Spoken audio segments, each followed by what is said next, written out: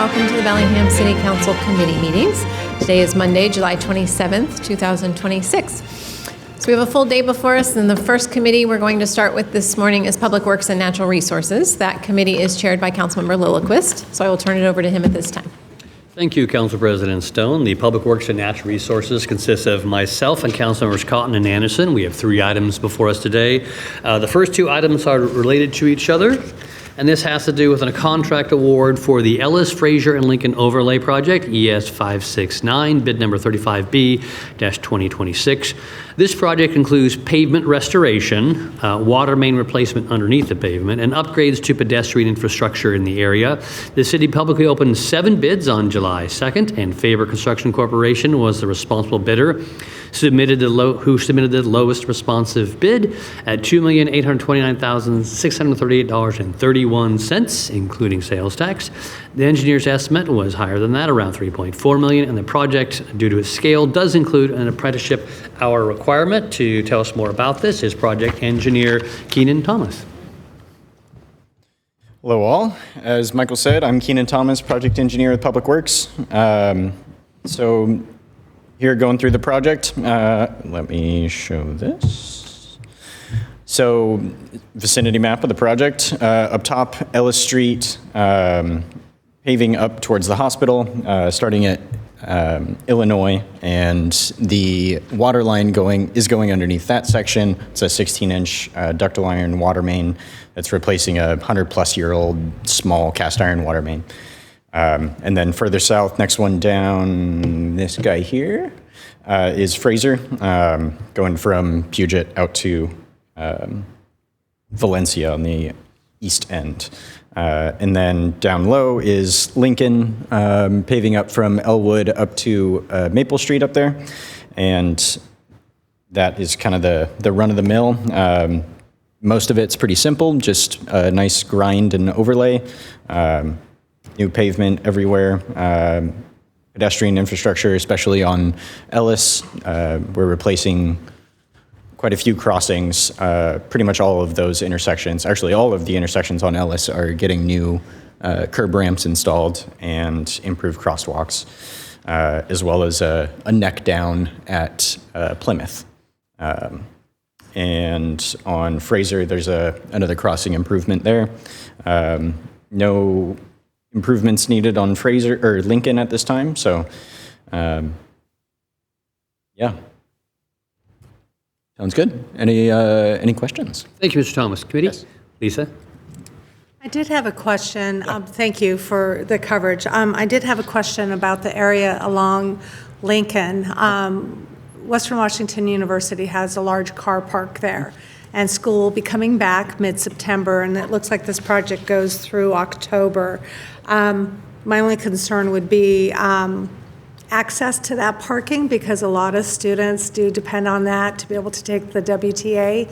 Have you been coordinating, I assume, with Western, and do you know if it's going to disrupt mid-September into October, their access to the parking?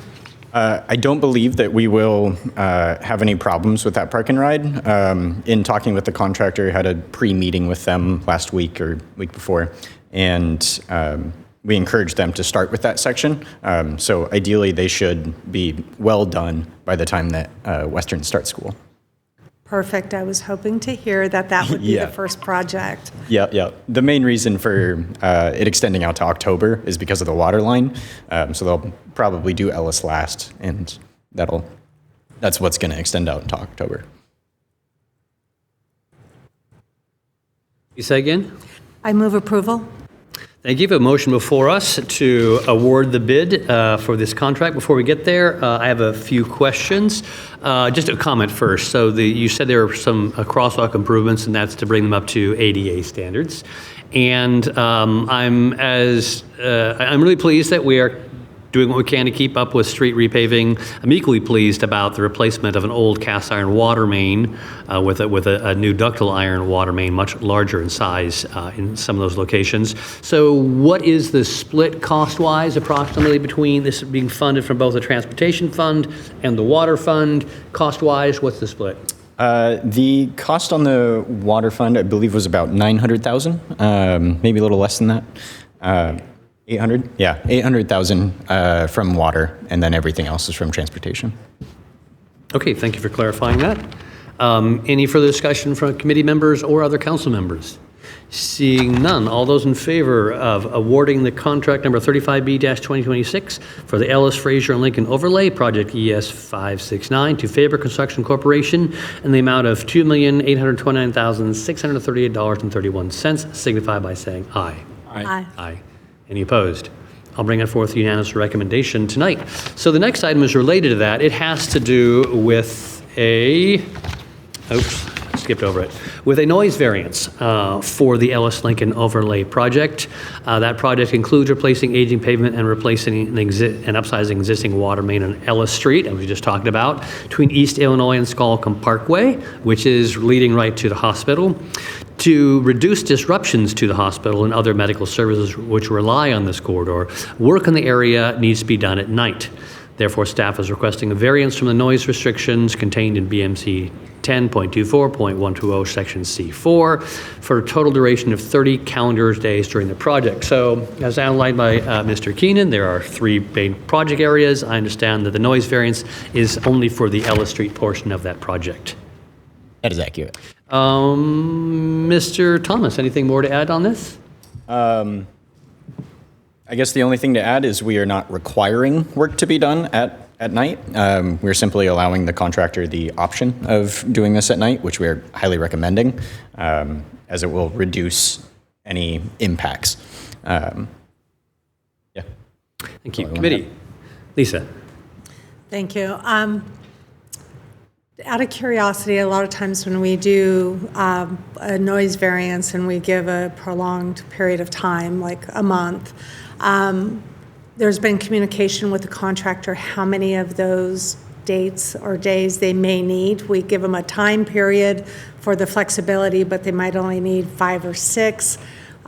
Do you have an estimate of how many nights there may be work being conducted, so at least the public will have an idea how many nights they might be hearing vehicles? And then secondly, is there any requirement or communication, because this is a residential area, that perhaps backup beepers and other things are not necessarily in use for some of the trucks, so that's sometimes they could reduce what type of noise is happening. And a lot of times the backup beepers for vehicles are the thing that is most disruptive for sleep. So to address I'm sorry, could you repeat, what was the first part of your question? First part is, has there been communication of how many of the 30 days there may be noise? Yeah. So I anticipate the contractor to take at least 20 days of night work, but I am fully expecting that they could use all of those 30 days, which is why I asked for that many. Because putting in that water line is going to be a lot of work. It's a very large line, and it's about 1,500 feet of water line to install. So I could very well expect them to use all 30 days. And then in terms of getting in touch with the residents, we have a requirement for them to get in touch and send out mailers essentially 7 days in advance. And I've been in contact with our communications department, and they'll be sending out advance notices before that. And as far as backup beepers go, I can talk to the contractor, but that is a pretty big safety thing for them to not use backup beepers. But I'll try to have a conversation with Faber and see what they say. So I know on a few projects, it's like how they approach something, whether or not backing up to try to minimize how much. And so being mindful, and it's things like tailgate clanking and things. So if it could be communicated that if they have the ability for that type of noise reduction, I understand for OSHA and L&I, backup beepers are necessary so you don't run over other employees. But there are some steps that can be taken in highly residential areas, and I'm sure that they're accustomed and knowledgeable of where they could reduce the noise. But if the city could make that request, I'm sure the residents will be appreciative. And we might get a few less complaints. Understood. Yeah, I don't want to be getting calls in the middle of the night either. So I'll talk to the contractor. Chase? I move to approve the variance. We have a motion before us to approve a noise variance under BMC 10.24 120, Section C4, to allow night work for the Ellis Street portion of the Ellis, Lincoln, and Fraser overlay. Any further discussion? All those in favor signify by saying aye. Aye. Any opposed? Bring that forth to unanimous recommendation. Keenan, excellent job. First time presenting to the council. Thank you. Hope to see you soon. Sorry, the third item is an interagency agreement with the Department of Enterprise Services in support of the statewide energy performance contracting program. So, explanatory statement. Washington State Department of Enterprise Services has an energy program which contracts with qualified energy services companies, or ESCOs, to provide energy project management services to participants. The request here is that the city become such a participant. Staff is seeking council authorization to enter into an interagency agreement with the Department of Energy Services to participate in this program. The services provided are intended to reduce the city's ongoing operating costs by improving energy efficiency and support implementation of the city's climate action plan. Basically, the state has done some of the work for us in finding appropriate contractors, and we'll be working with them to find them. Here to present this is Carol Rothgar from Public Works Department. Morning, Council. This is Carol Rothgar, Internal Services with Public Works. This is a renewal of a contract that we have been in the past with the City of Bellingham. It's something we've used for a variety of programs, and it's a process where the city engages with the state, who vets contractors to look at energy efficiency projects, including lighting or reduction of fossil fuels, things like that. So this is something the city's been engaged with before. Thank you, Mr. Rothgar. Committee? Lisa?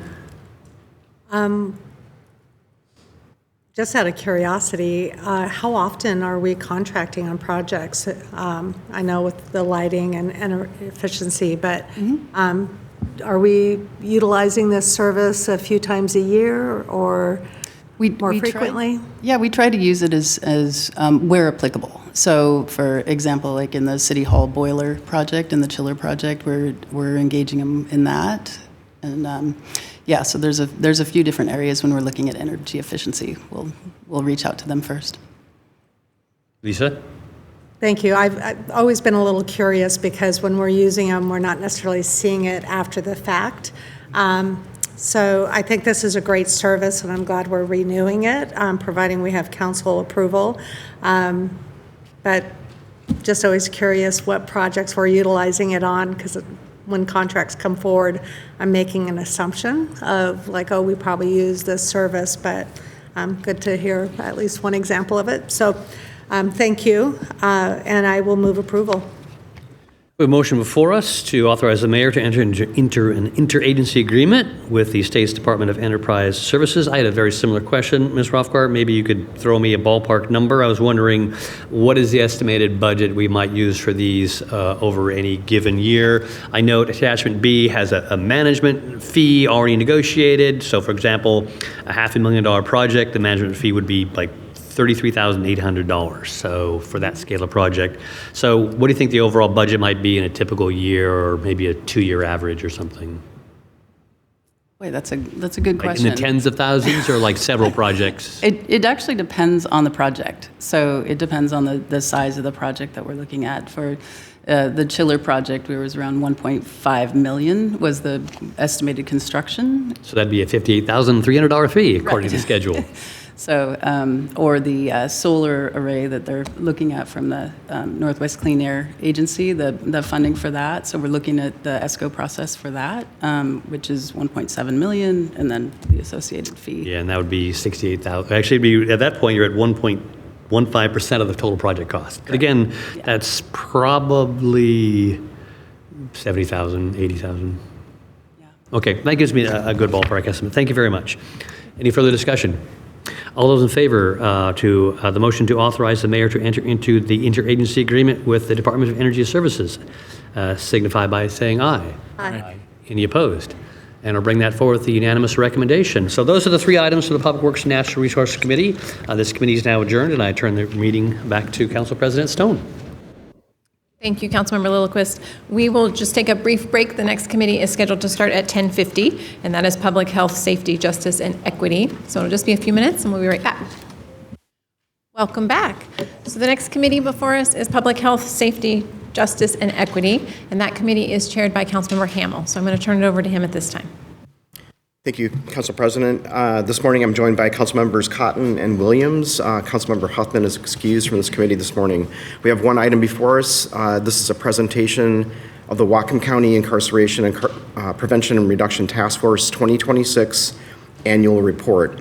The task force co-chairs Heather Flaherty and Peter Frazier will present the group's 2026 annual report this morning. The report discusses the major topics before the task force and its committees over the past year, reports the work of the Justice Project Oversight and Planning Committee, and reports on progress towards the goals of the Justice Project Implementation Plan. And here to take us through are Heather Flaherty and Peter Frazier. Good morning and welcome.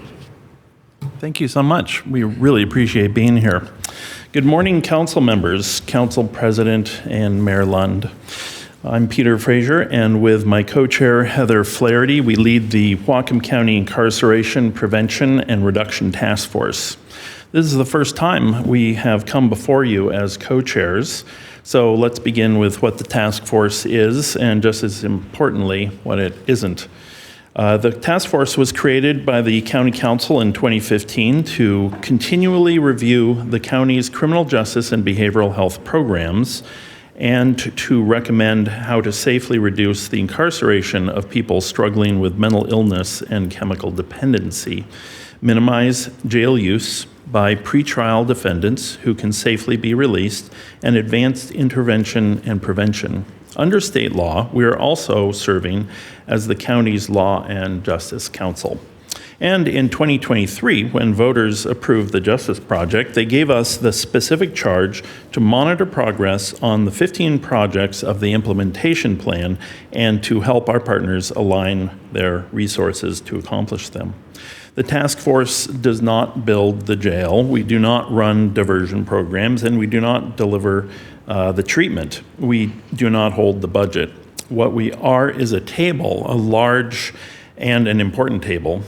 We are the one place in Whatcom County where the sheriff and the prosecutor, public defenders and judges, the cities and the county, behavioral health and housing providers, tribal partners, people who have lived through the system, and citizens like Heather and myself all sit down together. Our job is to convene them, to keep long-term vision steady across elections and leadership changes, and to form the subcommittees and work groups that turn hard problems into clear consensus recommendations we bring to the county council, the executive, and the community as a whole. And before we go further, thank you. Bellingham hasn't just signed the interlocal agreement, you've been one of the most active builders at this table. When state funding fell away, you kept the alternative response team alive, directing your own sales tax dollars and winning a grant that nearly doubled the city's share. You fund community court, teen court, real alternatives to prosecution. You put $2.5 million into 37 new supportive housing studios for adults living with chronic mental health conditions. You place behavioral health staff right in the public library, where people in crisis already come. And you've committed at least $10 million over the next 5 years to diversion and behavioral health. That is more than most cities around our country do, and we are grateful. So where are we headed? Towards something genuinely hopeful, a community that is safer because it is healthier and more just because it is wiser about who truly needs a jail cell. We're working under real fiscal constraints. Costs are up, revenues are tighter than the original plan, but constraint is also clarity. And it sharpens the vision down to three things: keeping all people safe and accountable, both in the community and inside our jail and behavioral care center, holding open a door to treatment and care whenever someone is ready to walk through it, and going upstream so that fewer people ever reach that door in the first place. And who is this for? It is for the roughly 4,000 people among us who cycle through the justice system again and again. The vast majority of those booked into our jail are struggling with substance use and mental health needs. Our jail has become, by default, the largest behavioral health facility in the county. And within that group, a couple hundred individuals drive most of our cost and most of the crisis. That is what the whole effort is meant to change. And the Behavioral Care Center is where so much of this comes together. The model is inspiring and genuinely innovative. We adapted it from a program in Nashville, and we will open one of the first of its kind, an out-of-custody place where someone in crisis can be met with treatment instead of a jail cell. Because it sits outside of custody, Medicaid can cover most of the cost of running it, which is how we keep it sustainable. The Behavioral Care Center has every chance of becoming a great example across the state and how counties can make swift advances in treatment and real prosecutorial diversion. One idea is worth planning before we turn to our goals. For years, part of the conversation has been around booking restrictions, what the jail will and won't take. Perhaps that frame could be seen a different way. Not fewer bookings or more bookings, but every booking meaning something. Think of it as booking connections rather than booking restrictions. Our law enforcement partners shall always have the tools that they need. No officer is ever turned away when someone needs to be booked, and at the same time, every booking becomes a connection to screening, to care, to accountability, and to making victims whole. Our 3 goals. So the task force has set 3 goals, and our members have worked them hard all year. First, to shape best practices for designing and operating the new jail and behavioral care center. Second, to build a real way to measure whether the implementation plan is working. And third, to strengthen and evaluate our diversion programs, the work that keeps people out of the system in the first place. All 3 matter and all 3 run together. So goal 1, the jail, and we'll talk about the buyback. The project is in programming right now, the stage that comes before design and construction, where we decide what the building must do and what happens to a person inside it. And last week, the task force did exactly what it exists to do. We brought our partners together, reviewed the jail program, reached consensus, and sent the county council and executive rank-ordered feedback to guide what's called the buyback, the list of things cut to meet the budget that can be added back if funding is found. There is real good in the program that we have in our programming currently. Dedicated behavioral health beds, a screening office at intake, added capacity. Our concern is 2 things that were left out, and both cost more to live without than to build. The first is a second courtroom. One shared courtroom is a bottleneck that lengthens how long people wait in jail for a hearing. And length of stay, not the crime rate, is what actually sizes the jail. The second is the Rapid Resource Center for reentry, because reentry isn't an afterthought, it's the whole point. These are not someday decisions. The buyback choices close on November 1st, and the program acceptance vote is coming up soon, August 11th. This is the moment to get it right. Goal 2, the data and our clearest ask to you. The second goal is where partnership with this council matters most. For all the effort at our table, we still cannot prove that our spending produces the outcomes our neighbors need, because our data systems are antiquated and were never built to talk to one another, and sharing that information is quite literally our job as the Law and Justice Council. With our partners, the task force now has a real measurement plan and an interim public dashboard, but we still cannot do the one thing that matters the most: follow a single person, anonymized, across our justice and behavioral health systems to see where they fall through the gaps and spend where it does the most good. That is not possible today, and it needs to be. Last year, the task force promised to come back to the county council with recommendations and an ask, and this is it. One funded position to coordinate the data across our whole county, city, and agencies. The task force has recommended it twice. It is a small cost that keeps us from wasting the large ones, the difference between hoping we are doing good and knowing it. So we'll close where we began with gratitude and a request for continued partnership. The buyback is the county's decision and the city's voice for a second courtroom and a rapid resource center, and its support for the state's reentry funding request could or would carry real weight before the window closes on November 1st. On the data position, we are asking the county to fund it, and the city's support would help carry it. So we can finally prove what works. And in the interlocal renegotiations ahead, where the city does not have a direct hand, stay with us on the promise beneath the whole plan that as budgets tighten, we keep funding treatment, diversion, housing, and not just the building. So the rest is the work, and it's yours and ours and all of us together. Thank you. Heather will take you into the numbers and what's driving our jail and the decisions in front of us and you. And we will welcome your questions. Oh. Hi, everybody. Thank you so much, Peter.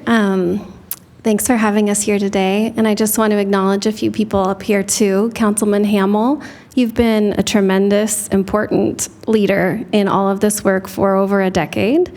And you serve as our IPRTF co-chair of the Behavioral Health Committee. So please chime in anytime and fill in any blanks. And if there's highlights or accomplishments that we don't mention, please feel free. And Councilman Lilliquist, you've also been deeply engaged for many, many years, and you serve on the Finance and Facility Advisory Board, so fill in any blanks on that too. And then there are two work groups that launched this summer that I'll share a little more about. One is about the 50-50 funding split and the intentions around that. And Mayor Kim Lund, thank you for participating in that, and Forrest Longman as a proxy. It's been really great to have those work group moments to kind of talk through the complexities of the policies. I'm Heather Flaherty. I'm really honored to serve as the co-chair of the Incarceration Prevention and Reduction Task Force. And I also get to say that I've been involved for a long time in this work. I've done my own independent studies. I get to also serve as the executive director of the Chuckanut Health Foundation, and there's quite an overlap when we look at what creates a healthy and safe community. So some of this is my day job, and some of this is my volunteer capacity. And Peter's really right. We do need to fund that data position so that you can verify all the things I'm going to tell you today, because they come with just an independent analysis. But I will say it's robust, and I have looked at 10 years of booking data, spreadsheets. I have looked at, we do have an aging report that is sent out periodically from the sheriff that has what cases have stayed for how many days inside the jail. I have looked at, on the City of Bellingham police website, you can download call activity, right? So I've looked at about 18 months of call activity and compared that to the jail booking, so I can give you at least a starting place of understanding. I understand booking restrictions is a really high priority for the cities.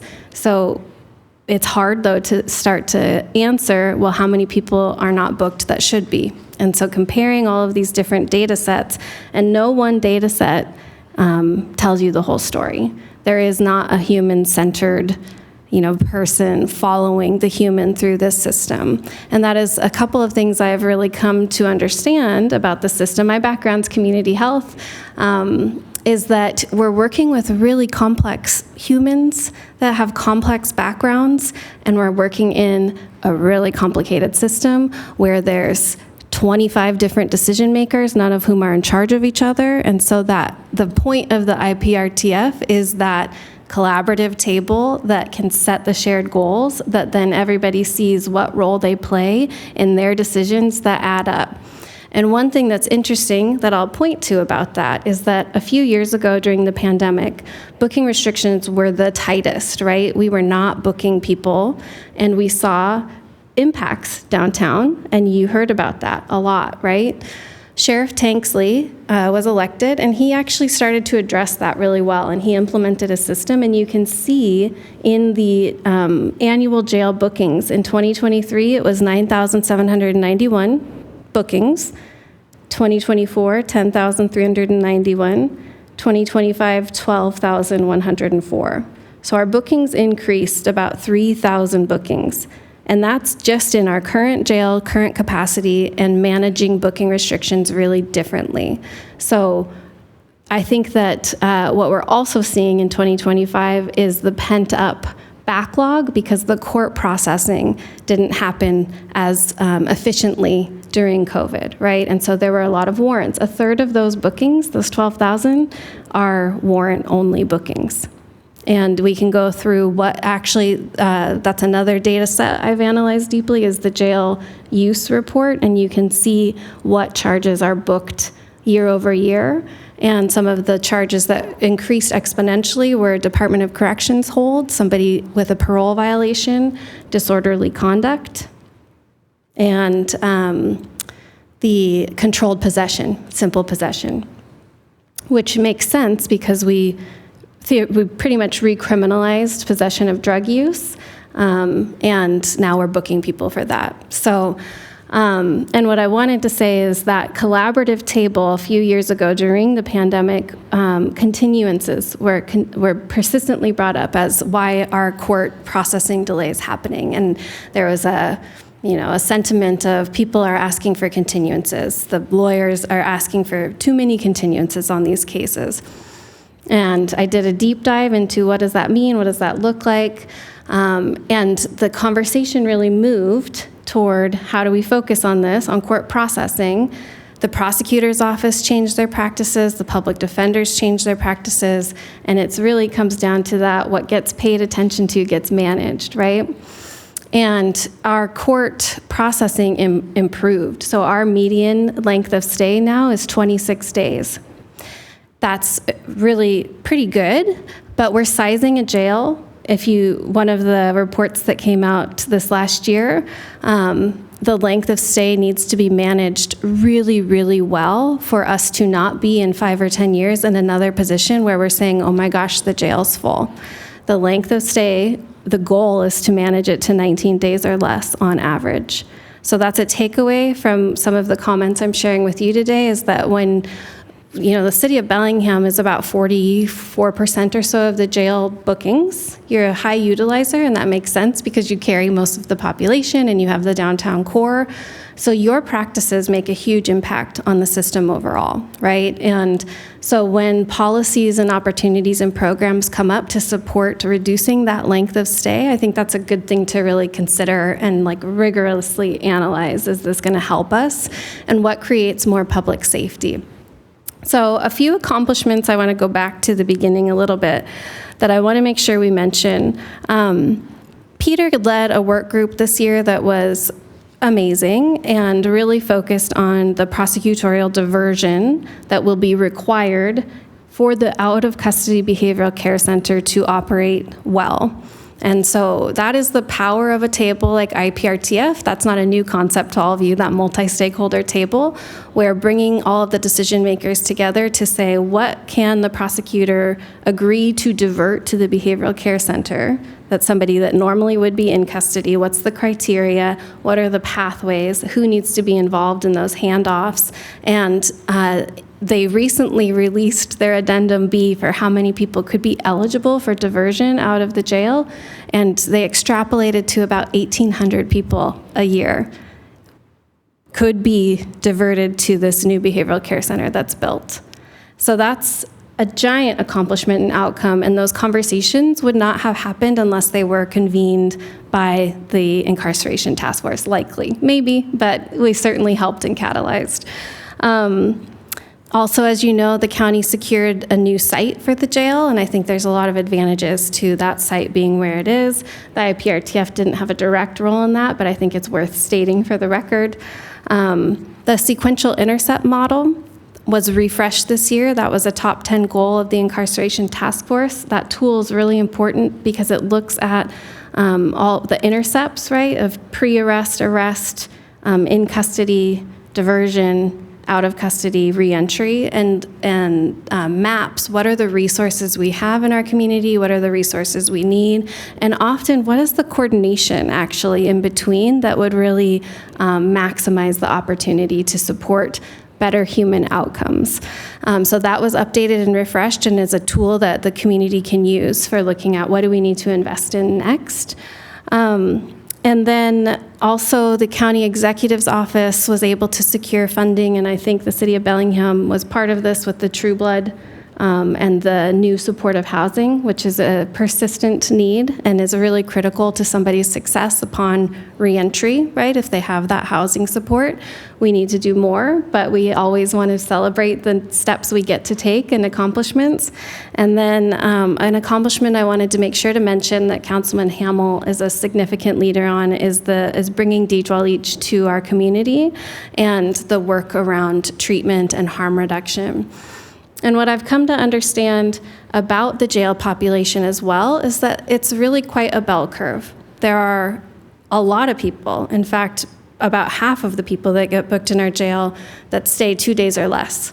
And our top 2 offenses are DUIs and domestic disputes and domestic violence. Serious offenses. Often people will get booked for 1 to 2 days, and that's enough. And they say, I'm never driving drunk again. And jail served that purpose, right? And they don't come back.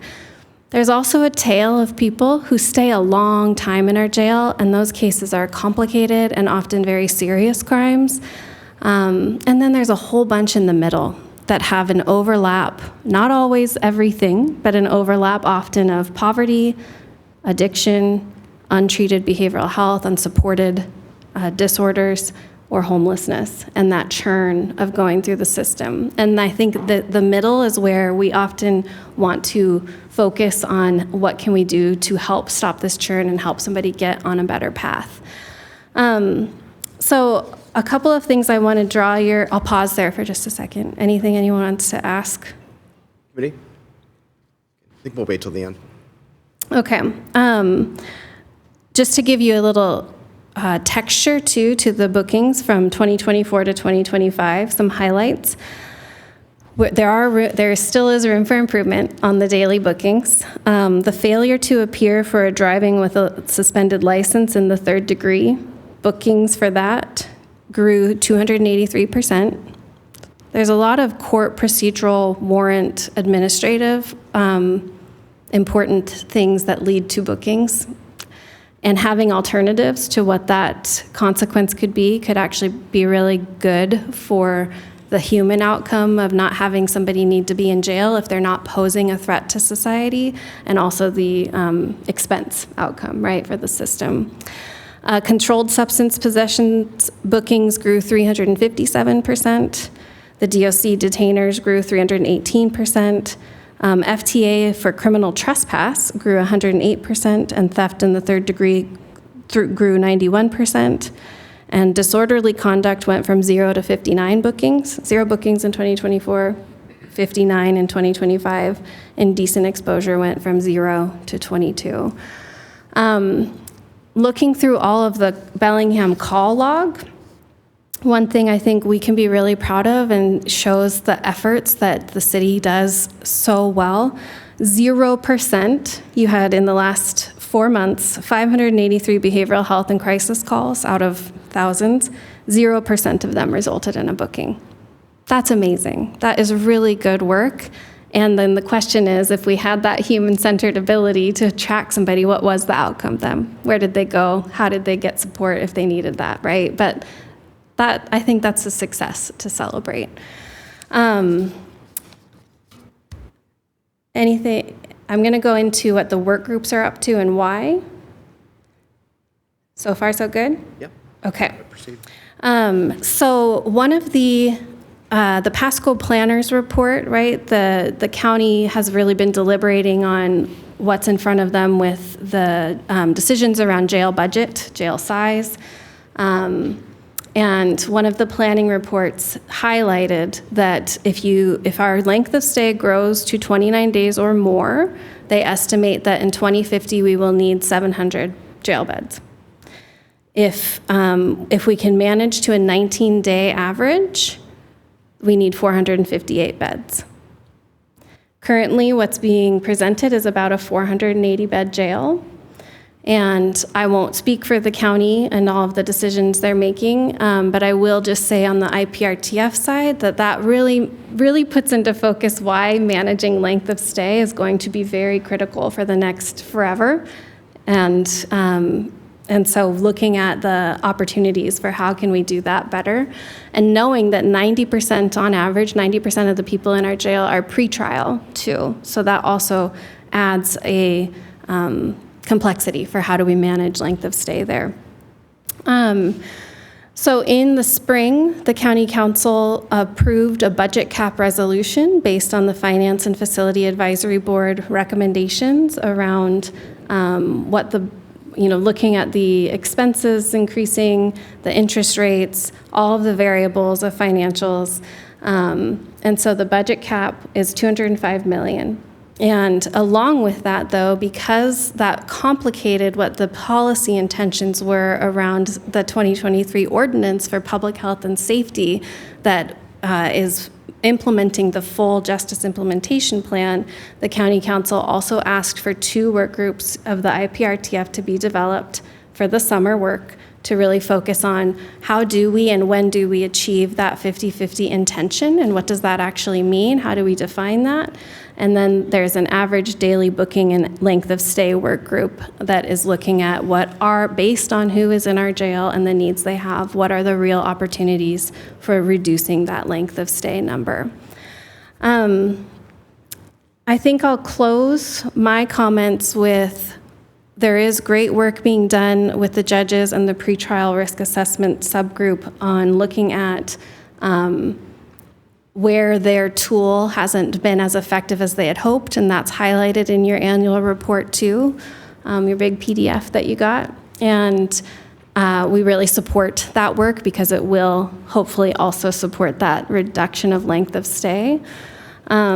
And then on that programming buyback, that's another decision coming up to County Council very quickly on approving the jail program and layout and design, which is really important because it's kind of a once-in-a-generation opportunity to shape a significant capital investment for our community that can lead to a lot of increased public safety and public health if we get it really good, And so a few of the other additions that the Incarceration Task Force talked about, if council has the support and the funding at the end of the day, for sure preserving that second courtroom. That would also help keep length of stay down for those first appearances to happen for all the municipalities, for Linden, for Blaine, Everson, for all of them to be able to do first appearances timely and in person ideally. That really supports also helping length of stay. Funding and building that rapid resource center at some scale, because that handoff and re-entry, pretty much everybody who goes to our jail will come out. And so that was that whole point of the justice implementation plan, is what happens on that handoff out. Also, attorney and visitation space was something that came up, so that currently sometimes attorneys are waiting 45 to 90 minutes for their client, and that's a high salary for the wait time. So figuring out how to really make that efficient.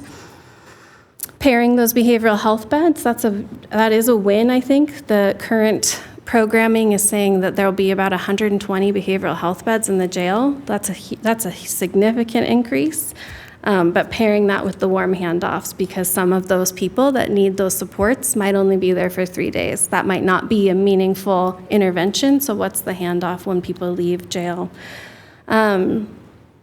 So that's a lot of information and some highlights from the year and some of our deep dives. We'd love to hear anything from anyone who's participated in those conversations or questions. Okay. Committee? Go ahead. My first comment is basically up here. I'm not going to get into the specific weeds, but I'm very glad to see that you haven't lost the perspective of creating a system that focuses on reentry into society as opposed to just focusing on punishment. And of course, that work and that development is always subject to the resources you have.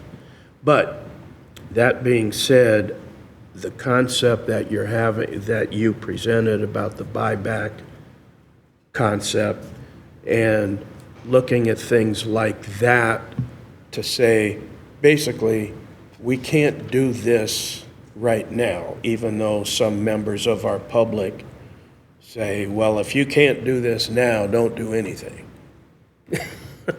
when in fact, I believe that every development in this world like this and anything is always subject to A, what you have then to do it. Third, do you have a long view of this? Meaning, in 15 years or 10 years, we want to be here. And how can we get there over time? It's nothing that can be done in a month or in, and I'm glad to hear that that the committee is looking at it from that lens now, as opposed to, okay, we're done, here it is, okay, we can go home now. This is dealing with humans, and when we're dealing with human people that have a lot of problems in their life for whatever reason, and I've had family members that had to do that, it's best to give them a way to deal with it. So I'm very, very supportive of the work that you are doing, and so I just wanted to let you know that. Committee, further questions? Council members? Councilmember go ahead, Councilmember Lilquist and Cotton then after. Yeah, go ahead. Thank you. I don't serve on this committee, but as Heather pointed out, and I've been involved in this for quite a few years. Peter, Heather, thank you very much for the excellent presentation. I wrote down some word-for-word quotes. You were both so well-spoken. I always try to look for, like, where is the most reward going to come for effort? Where's the biggest thing we need to do? And luckily, we've done some of those. We have alternative response now. We have therapeutic courts. We have prosecutorial diversion. So we're not feeding people into the system the way we used to, and we're getting them out of the system when appropriate the ways we didn't. And so we've made so much progress, but there's what's now the pain point.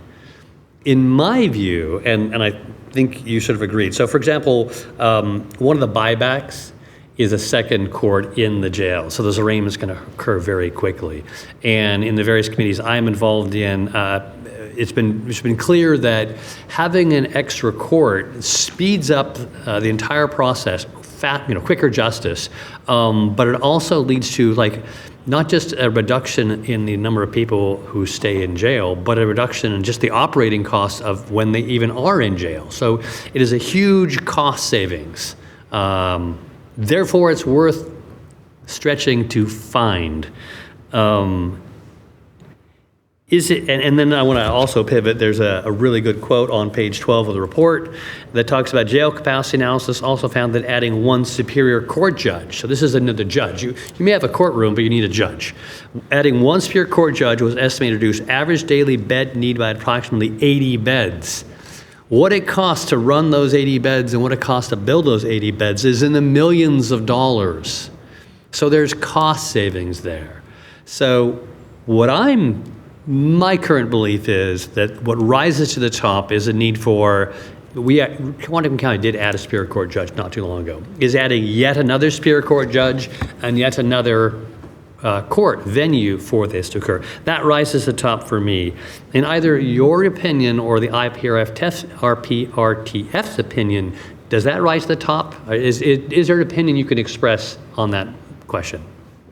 If I may, I'm not speaking on behalf of the IPRTF, though I think this would be a great question for us to discern together.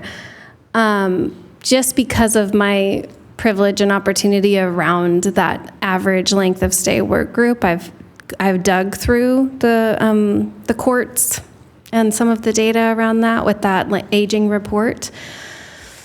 Superior Court, I think it's really interesting because there's the people who stay a long time in our jail, what we need to do to help reduce that length of stay. And when I say that, I'm not saying just let everybody out, right? Like there's accountability and safety always, and then what's the opportunity for a path forward? And there are a lot of administrative delays that happen, and there are things we could do differently, like considering collateral consequences. So there's the Superior Court piece, but then all of the municipal courts add up quite a bit. And so I think that, to Peter's point, having a data person that has that full system view would help us actually give you a real answer to that question versus my it's more than anecdotal, but it shouldn't just be me looking through aging reports and coming to conclusions, right? And I am really smart, but you should verify some of these things. For example, district court is another one, right, where they see a lot of failure to appear warrants. And what I learned recently is that on driving violations, the statute is really clear. You cannot deviate from the 30-day, 30-day, 30-day. So if they have a failure to appear, I'm going to get the technicalities wrong, but on like a driving with a suspended license or a DUI, and then you didn't show up to court for all of the reasons, you just might get a mandatory 90-day sentence, even if it's been a year and you have a job and you have housing and you haven't gotten in trouble again. And if there was the opportunity for and other jurisdictions across the nation have done this, where there's somebody that says, what are the collateral consequences? What does safety look like? And could there be a consequence? Because it's not that we don't want to have consequences, we have to have rules. But what if that sentencing could be an alternative sentence for community service for 90 days instead of go to jail, lose your housing, lose your job, right? So that's the kind of work that I think is ahead of us. That's the hopeful, what does public safety, how do we actually get, because that causes so much disruption, and then we're back to not even zero, -1 on that progress for that person, right? So I wouldn't lose sight of the municipal courts, some of those misdemeanor charges, and that the flow and churn, because even those 2-day stays, it's still corrections time, processing, administrative courts. It's still a lot of labor and financial need and expenditure. And then there's a whole set of strategies around the length of stay. So just to give you a little picture, doesn't answer your question directly. And I will say too that judge, when I kind of truth check that sentence you pulled out about the Superior Court judge and that 80-day or 80-bed reduction, how that is so significant. Can we interrogate though?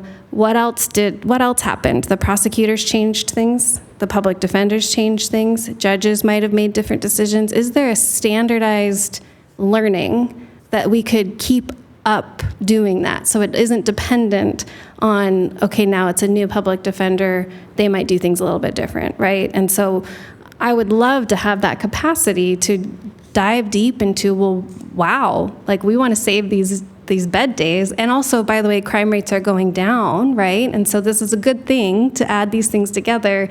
Let's standardize the success and help people replicate it across all of the courts.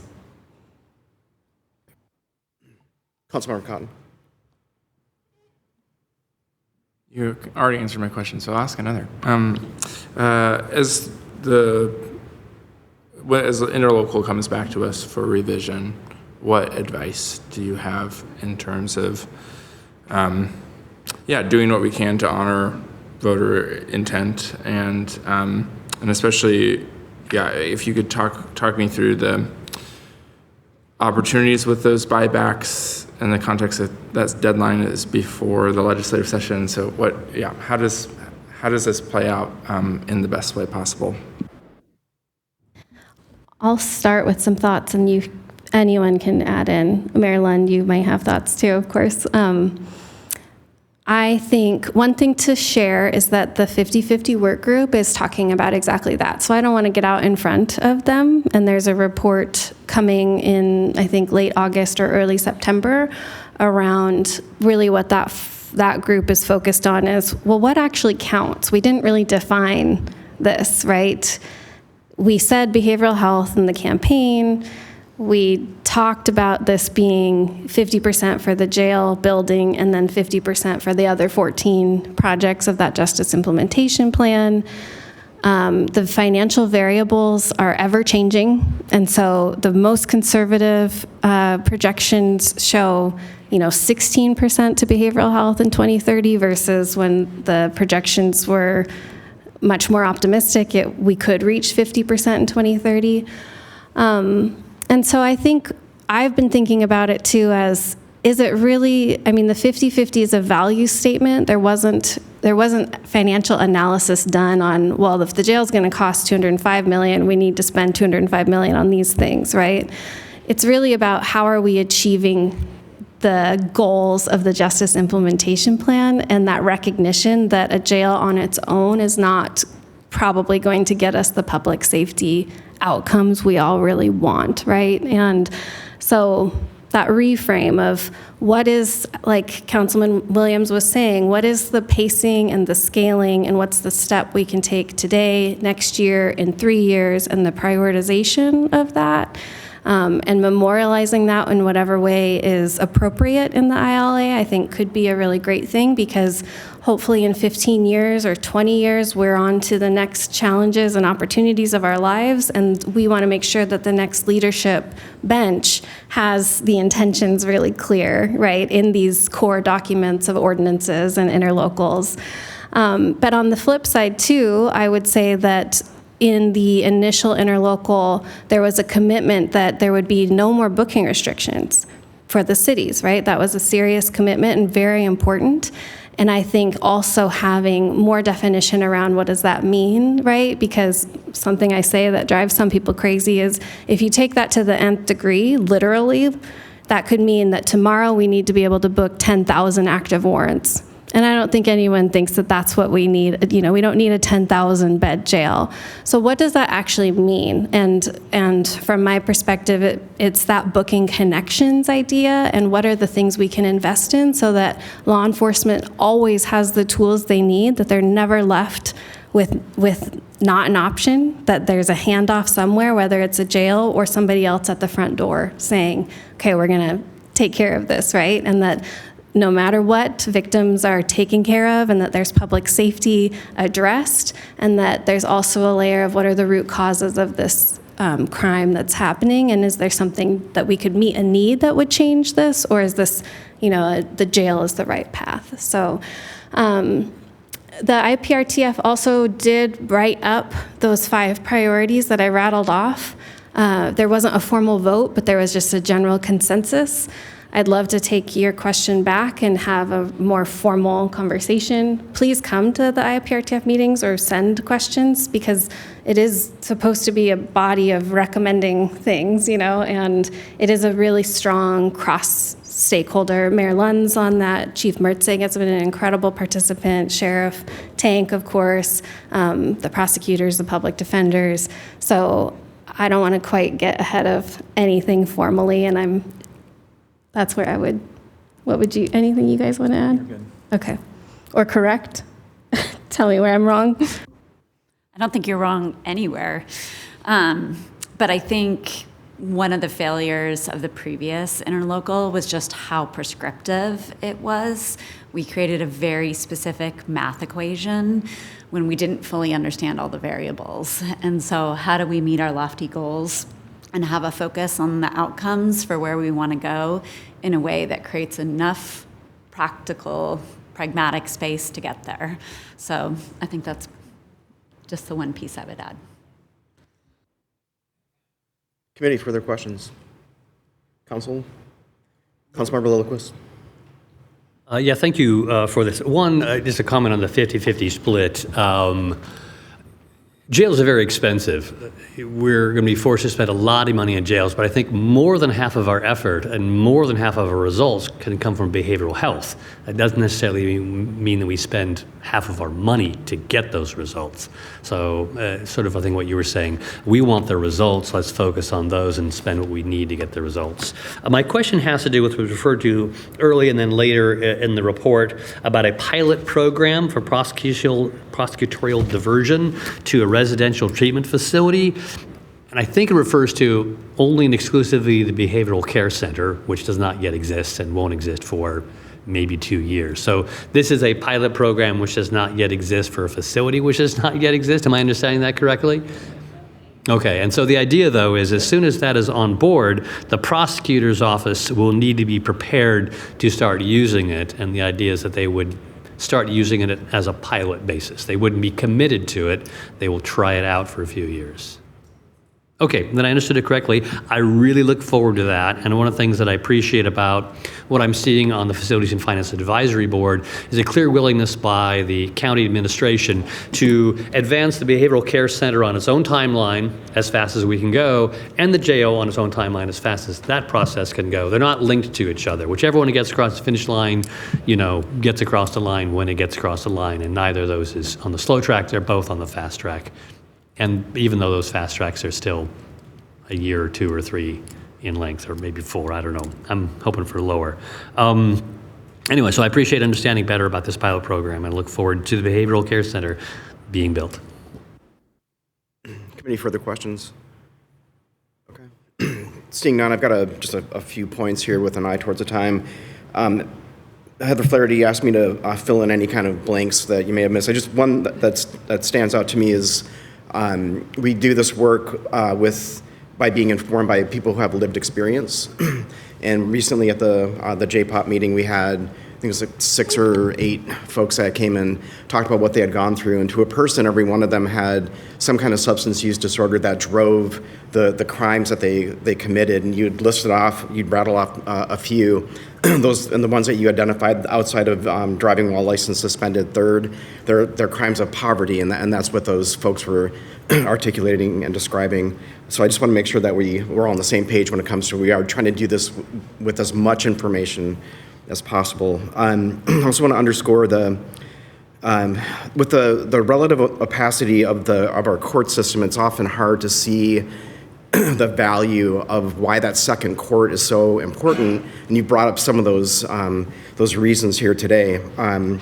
Average length of stay, average daily population, those all drive costs. And Heather, you had brought up even a difference of 10 beds would require almost doubling the size of the facility, which it will not happen because there's not the dollars for that. So one of my questions would be, what does it look like for transportation costs if that second court does not come through? Who pays for the transportation when the deputies escort a person to courts of limited jurisdiction, including Bellingham and then our small cities here? Where does that cost? It's not free, so who pays for that one? You don't have to answer that today, by the way. I'm just kind of putting this out to the universe. But one question I do have, I took a lot of notes here, so I'm trying to make sure I'm getting everything covered here, is how do new programs like Anchor, that's the one that you were referring to, that coming out of the prosecutor's office, that's an intensive inpatient program that would depend on the BCC, the Behavioral Care Center, being up and operating and running. How does that work? And then there's a new program that is called Pathways, and that exists within the jail facility, or will, and would treat, I think, startup first year, maybe 80 people who are there for probably 20 to 40 days, somewhere in that range that could be a part of that program. How do those programs affect what the task force is doing? And then there's another program, it's a data program called Civic Informer, which collects fire and police data for City of Bellingham, and that you can see the incidents right there live, essentially. So how do those things affect the work that the task force is doing? That's a lot, Dan. Your best. Yeah. I do want to rush to say that it has been made clear to us just over the last week that the county may well have a solution to the second courtroom.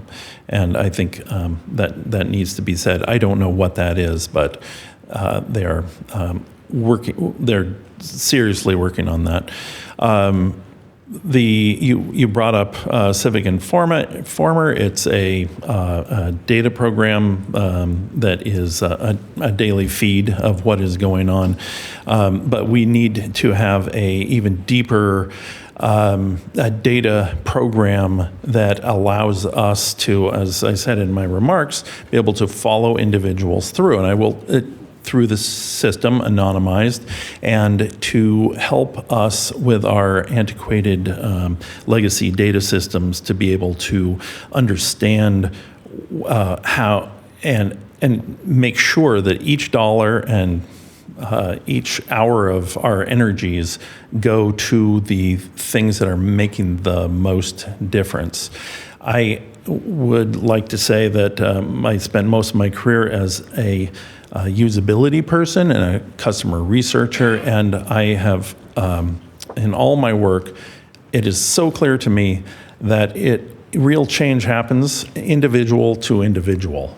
And when we can make really good decisions, and as these large institutions, be able to put, for instance, Councilperson Williams was talking about reentry and how important it is. Having peer support, an individual who is following someone through the jail and is there at the door when they come out, there's nothing more important than that, to help them with the services that our institution is providing, and have it individuals working with other individuals. That's where the real meat happens and the real change happens. And each and every program that you listed, all of the things that all of the many programs that we're working on throughout the county and the city, and are really come down to that clearing out hurdles so that individuals can work with individuals to make those life changes. It's really about 4,000 people, maybe a couple hundred who are going through the most, and to the degree that we can focus on those folks, give them what they need, will make the largest difference. Any further questions? Okay. I'd like to thank the chairs for taking time today to present.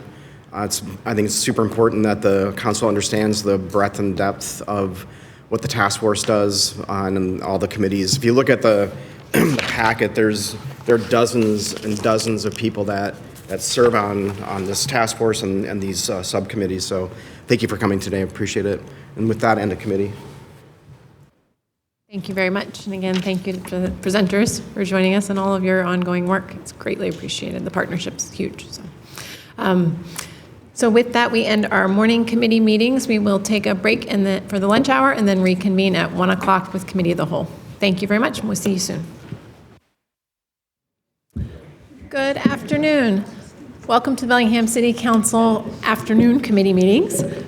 We have one committee meeting this afternoon. I'm going to wait for Councilmembers Cotton and Lilliquist to finish their conversation, just because it's distracting to me. Okay, so welcome to the Committee of the Whole. We have one council member absent, so Councilmember Huthman is not with us today. That absence is excused, but the rest of council members are all present. So we have a number of items before the committee this afternoon. The first is Agenda Bill 24990. This is a resolution deferring initiative number 2026-01, which prohibits algorithmic price fixing in the rental market, to the voters. So the City Council discussed initiative bill number 2026-01, which again prohibits algorithmic price fixing in the rental market, after receiving notice from the Whatcom County Auditor that the initiative sponsors had gathered a sufficient number of signatures to qualify the initiative for the ballot. Council directed staff to bring forward a resolution deferring the initiative to the voters at the election to be held on November 3rd, 2026. So staff has drafted a resolution for council's review and approval. That resolution is included in the packet. And for this item, I am going to turn to Interim City Attorney James Erb. Good afternoon, Council. You'll find in the packet the draft resolution that defers this item to the ballot for the voters. And I don't have anything additional to add, but I'm happy to answer any questions if you have them. Thank you very much. I'll open it up to the council. Any questions? No? Okay, I know that we discussed this at the last meeting, and the decision was to, again, request that a resolution be drawn up. So in these cases, there are sort of limited options, just to recap for the council consideration. So when there's a community initiative that comes forward and a sufficient number of signatures have been reviewed by the auditor and deemed to qualify, then that item can either be directly approved by the council and put into effect immediately. It can be deferred, as in this case, to the voters for a vote of the people here in Bellingham. Or in some cases, there's an amended version, right, in two different drafts sent to the voters for consideration. Because at this time, the council would not be able to make any changes to what was presented by the community members who brought forward the initiative. So it must go before the voters as drafted. Councilmember Anderson? Thank you. Thank you for writing this. I am going to move approval with the correction of one typo on page 86, the first whereas, line 3, rental is missing a T, and it's listed as renal market. So if we can make that correction before it moves on. Thank you. Incorrect in mine.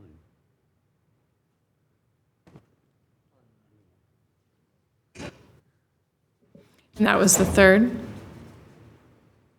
whereas? The first whereas. The first one. Okay, First the first whereas, one. Yes, the third first one. line. Okay. It was third line. I looked at the first line of the third, whereas. Okay, perfect. So we have a motion for that amendment, a first by Councilmember Anderson and a second by Councilmember Lillquist. All in favor, say aye. Aye. Aye. Any opposed or abstentions? Seeing none, that passes 6-0 with one excused.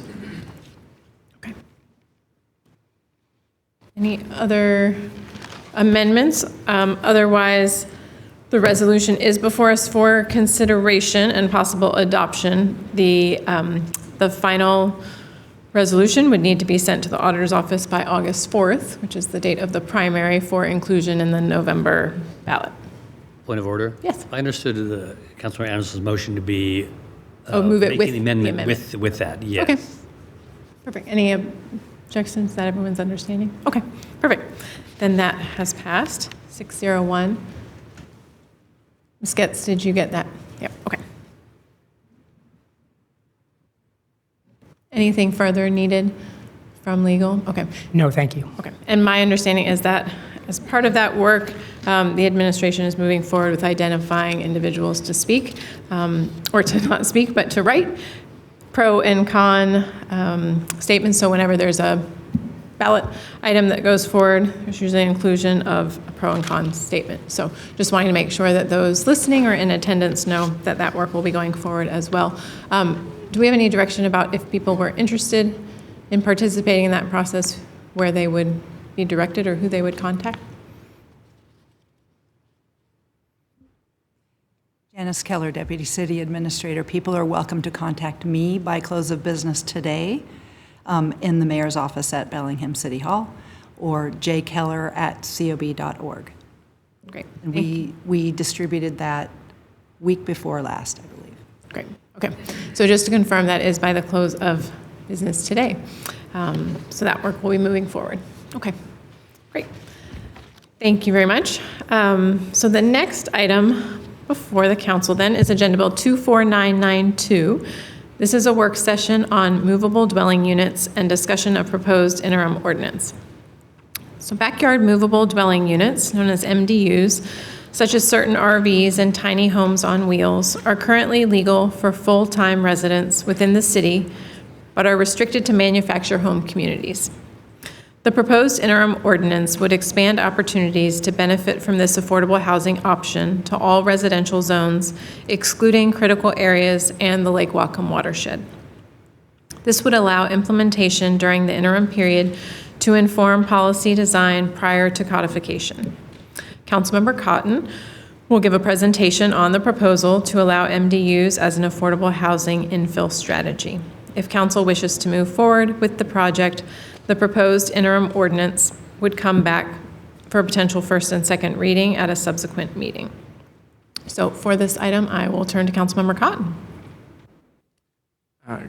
Good afternoon, all. I also see directors from Planning and Public Works. And so I would welcome, as we move through this, like quick clarifying questions, and I'll just try and move quickly leave time for substantive discussion at the end.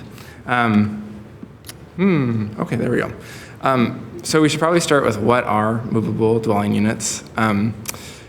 This includes standard RVs, cottage-style park models, and tiny homes on wheels.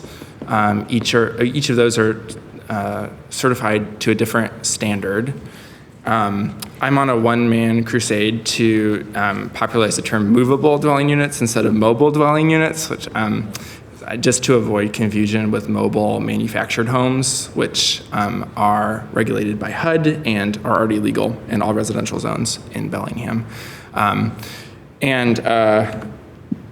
All of these MDUs are, from standard RVs, park models, tiny homes on wheels are already legal for full-time living in Bellingham and across the state, but are generally, in most communities, including ours, limited to manufactured home communities. And so, and the other piece that's unique to Washington State is every MDU that's sold in Washington State is inspected by Labor and Industries for basic life safety. And you can't build and sell these without going through that, one of those regulatory pathways. So why should you care, besides that they're cute and fun? They come at a significant savings relative to a foundation-built accessory dwelling units, and also kind of creating a new pathway for these creates the opportunity for us to really focus on affordability. And you can get a really actually pretty high quality cottage style park model for 120 plus site prep. So this isn't a scientific survey. I just went online and looked at high ends and low ends for some of these different categories. And just to note, just by looking at an MDU, you probably can't tell which standard it was built to and then which regulatory pathway it went through to get certified. So consumer education is important here to understand what those differences might mean. But as you can see, this represents an opportunity for affordable infill relative to our existing options. And again, have this really tough problem as a city of needing to build many more affordable homes than the sum of all of our existing strategies are likely to deliver. We're talking, 10,000 homes affordable to those earning below 50% of the area median income in the next 20 years. We spend $15 million a year on building affordable homes. We'd need $133 million, to be able to, subsidize that affordability that we need. And so MDUs represent an unsubsidized affordable infill strategy. There's a couple of different models for allowing MDUs that we can look to gain some lessons. Two nearby ones are Portland, Oregon, and they allowed all MDUs. They allowed one per lot, and if the MDU had internal plumbing, they required a sanitary sewer and potable water service connections, and then an electrical connection for all MDUs. And then they really didn't regulate fire separation or setbacks or really much in terms of placement on the site. Port Townsend basically allowed MDUs as through their ADU pathway. They allowed 2 per lot, so they're requiring hard piping. So they're basically only allowing tiny homes on wheels and then cottage-style park models with certain roof pitches. They're like a long list of kind of criteria.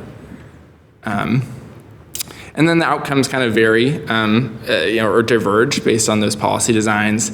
Portland's had hundreds. If you extrapolate just based on one neighborhood, there's probably thousands across the city. They have not done a good job of tracking them, so it's a little tough to give you an exact number. But in contrast, Port Townsend has had 1. I actually heard recently they might have 2, so we're very excited about that. And I think what explains this is that MDU allowance in Portland is in addition to additional residential density allowances. Like the lowest cost MDUs are allowed and encouraged, and there's some greater flexibility and lower kind of regulatory costs. We're not Portland. We got to think about what the approach that's right for Bellingham. And so in the packet is a discussion draft that is a little bit more prescriptive than Portland's ordinance. It includes, setbacks, fire separation. It's kind of a long list of considerations, but it is primarily a zoning ordinance, right? And these MDUs are already allowed for full-time living in Bellingham, just in a very small portion of our area. And so the ordinance contemplates allowing 1 MDU per residential lot, or perhaps up to 2 if the lot is greater than 10,000 square feet.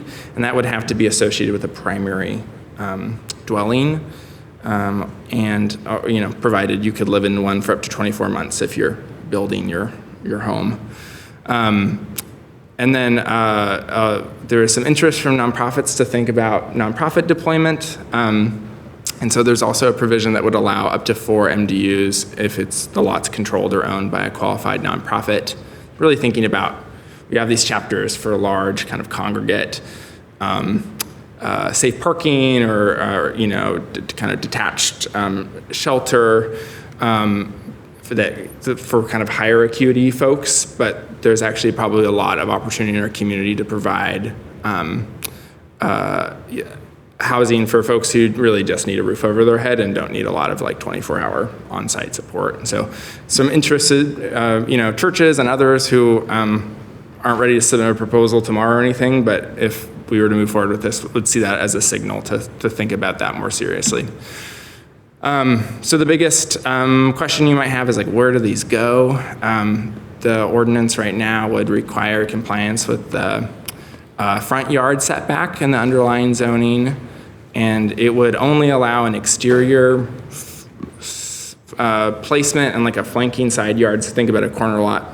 Blake might have to rescue me at some point here with my descriptions, but if there's screening provided. So generally, we're mostly thinking about kind of a backyard placement, and that also works well in terms of connection to usually sewer lines as well. So, and then we're looking at also requiring fire separation from any other structure, and making sure that there's good fire access, so consistent with how we regulate any other residential structure. So what might this look like? Here's some examples from the Culver neighborhood in Portland, courtesy of Katie Gould at Sightline. You can see in the top corner, there's actually 2 MDUs on either side of that shed, so they might need to be a little farther back under our ordinance. Yeah, just to say, I think these can be pretty inconspicuous. We'd also, I just need to really think about the utilities aspects. That's, I think, when I've met with folks, the biggest questions they've had. The ordinance requires an electrical connection. There's been a lot of good conversation about what the minimum ampage for connection that should be. We might consider bumping that up. The current draft has 20 amps. Most MDUs are going to require more than that. If you want to run your hairdryer at the same time you make some popcorn. We're also, previous versions of the draft would have allowed MDUs without internal plumbing, if you had 24 access to the main house.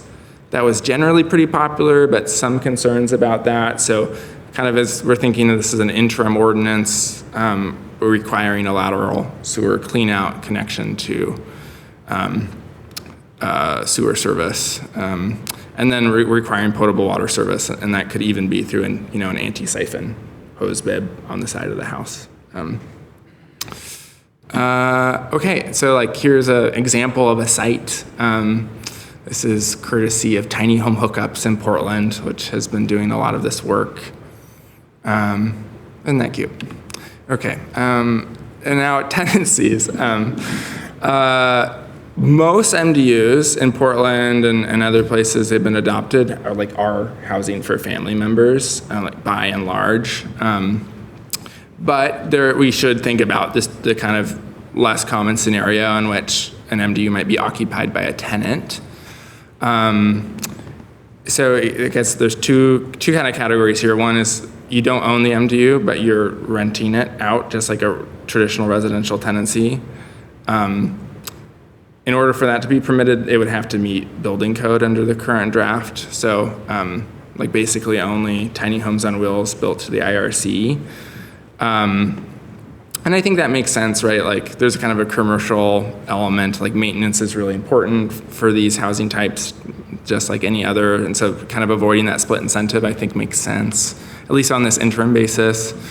And then the other pathway is like if I owned an MDU and I wanted to find a place to lease it. And in any of those cases, the ordinance requires a written lease agreement that includes the requirement to comply with all the provisions of this ordinance for both parties. And then, just the basics of, who is responsible for what shared area maintenance, what the lease terms are, renewal, et cetera.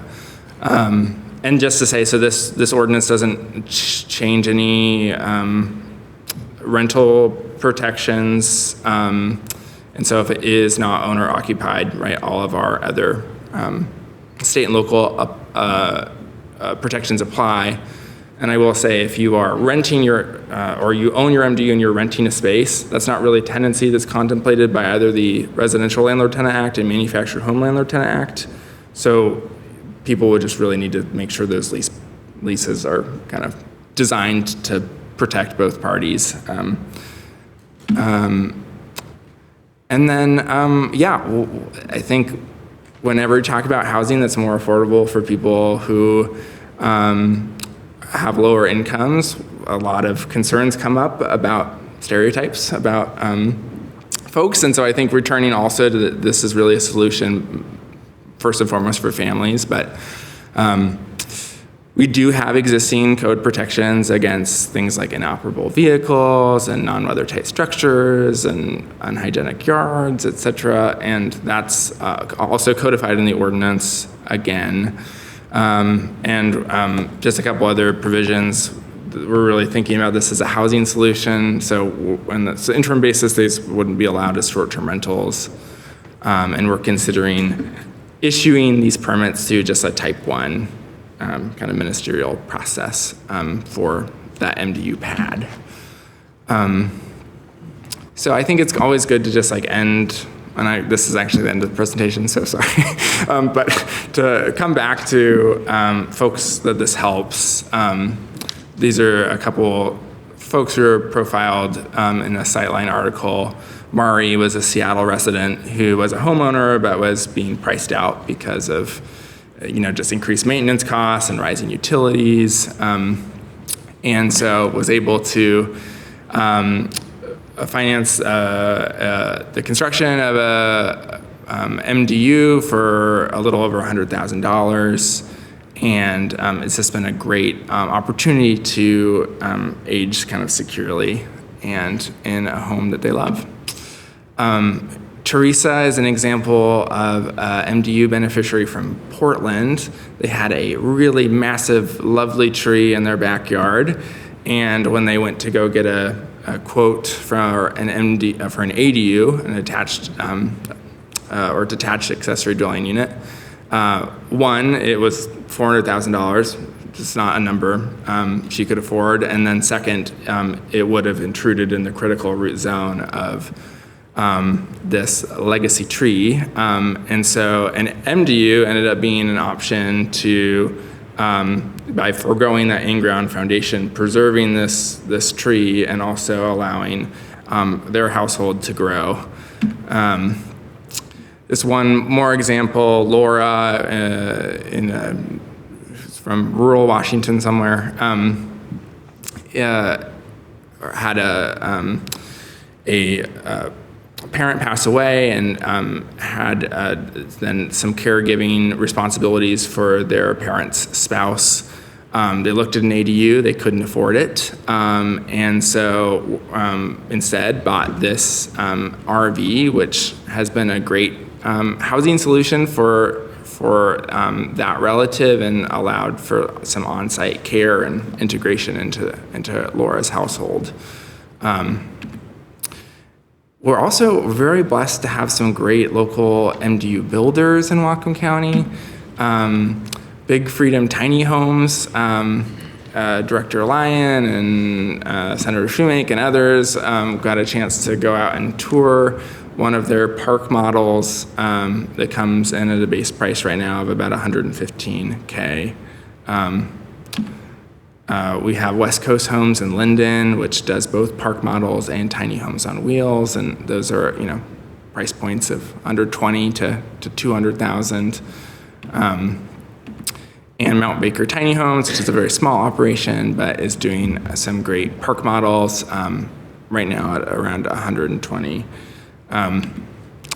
And just a couple local stories. Jesse, who is featured on a Tiny Home Nation, I got that title wrong, episode recently. It's just really clear, like living tiny isn't for everyone, but it's like for him a sustainable, low impact way to afford to live in Bellingham. And just one more example, for some, an MDU isn't a permanent housing solution, but it's a good transitional option.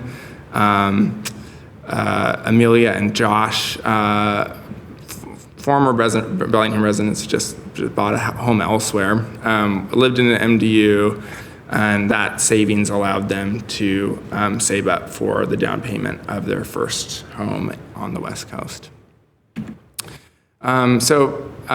Excited to talk through this with you. If we get direction to proceed, my understanding is that the administration would work with us to determine where this ranks and the priority and determine timing. Would definitely want final department staff review to look at the ordinance again. And then because it's a land use decision, we'll also need like a SEPA determination as well as legal review as we would for any ordinance. And it's because it's an interim ordinance, right, kind of a trial period. We also get the benefit of a public hearing, which I think will be great. And then prior to the effective date, we just need to nail down how we're going to permit this through our permitting system and what an applicant would need to provide, so a checklist and maybe a place to sketch out where it goes on the lot. And then during the interim period, I think it would just be really important to talk to people and learn what's working well, what can be improved prior to consideration of like codification on a permanent ordinance. So hopefully that wasn't too long-winded, but welcome questions and discussion and staff to chime in, or the mayor as well. Thank you very much, Councilmember Cotton. I appreciate the next step slide and just wanted to focus on just briefly. So this is an item that Councilmember Cotton has been working on individually. And so this is the first time that this idea has been formally presented to the council as a whole, and recognizing that next steps would incur a fair amount of staff time, legal time, next steps with SEPA and public hearings, as well as implementation, like very heavy lift, and just wanting to, be candid about that. And so thinking back to our council retreat and the little exercise about, the different types of hats that we all can wear at different times and the types of questions that you would ask, just encouraging that this work session, my request is that really to focus on that very first part about council direction. What I was encouraging Councilmember Cotton to do was to bring the idea before council, and then there needs to be, right, for this to go forward, next steps, council buy-in, because an individual council member can't provide right direction to staff or move something forward on their own. So we act as a body and needing that buy-in, but recognizing, and maybe there are questions for staff too about what that lift would entail and what other items might be in the queue that would be impacted if this did go forward or not. So I'm just asking for some high-level discussion today. That's my request, versus sort of the nuts and bolts and finer details about the proposed interim ordinance itself, because I think that's a work session for another day if the council was in support of moving that forward. So with that, I will open it up for discussion. Councilmember Lillquist. I was hoping to talk about amperage requirements, but okay, I understand your point is a good one. I'm wondering if there's an interim step between putting it on the administration's plate to say, tell us where this slots in the priorities in the work plan, and just this high-level discussion. I actually would like an agenda item for a work session to interact more with Councilmember Cotton, go through some of these questions, to go over the thinking he's had, ask a few more basic questions, and that wouldn't have to be a staff-intensive one. That would be more like an education session. I personally see the value and opportunity in mobile dwelling units. I had some concerns in previous way it's been done. Many of those have been addressed. I still have other questions. I just don't know. I'd kind of like to have my questions answered, but I do imagine in the long run, I will want to move it onto a work plan or ask the administration where it would go, but I'm not ready to do that quite yet. What I'm saying is I'll probably vote yes on that second motion, but prior to that, I'd kind of like to create a little more time for a discussion where I can say, hey, Jace, on this, can you why that? Those are the sort of questions I have right now. I guess I would see, I can appreciate the council talking about those points that you're bringing forward. I also feel like things that are at that level and sort of in the weeds, I don't know that the council is the best body to be weighing in on, those types of decisions. I think we would want input from other, experts in the field and people who have additional, data and perspective to offer to that. But yes, I understand where you're coming from. Councilmember Anderson. Thank you, and thanks for bringing this forward. I did follow the state when they were doing their work, and it didn't pass bipartisan, which there was a lot of support, but there was a lot of concerns. And I see some of those concerns in here. And I get very apprehensive at the idea of an interim ordinance, because anybody who steps forward, they're vested. And so to study something that what I feel has definitely issues and safety issues makes me really uncomfortable. I don't want it to be on my watch as a council member to permit something going forward that potentially has a lot of issues. I support MDUs as one of the many tools for a housing solution. I've known people who have had them on lots in Birch Bay.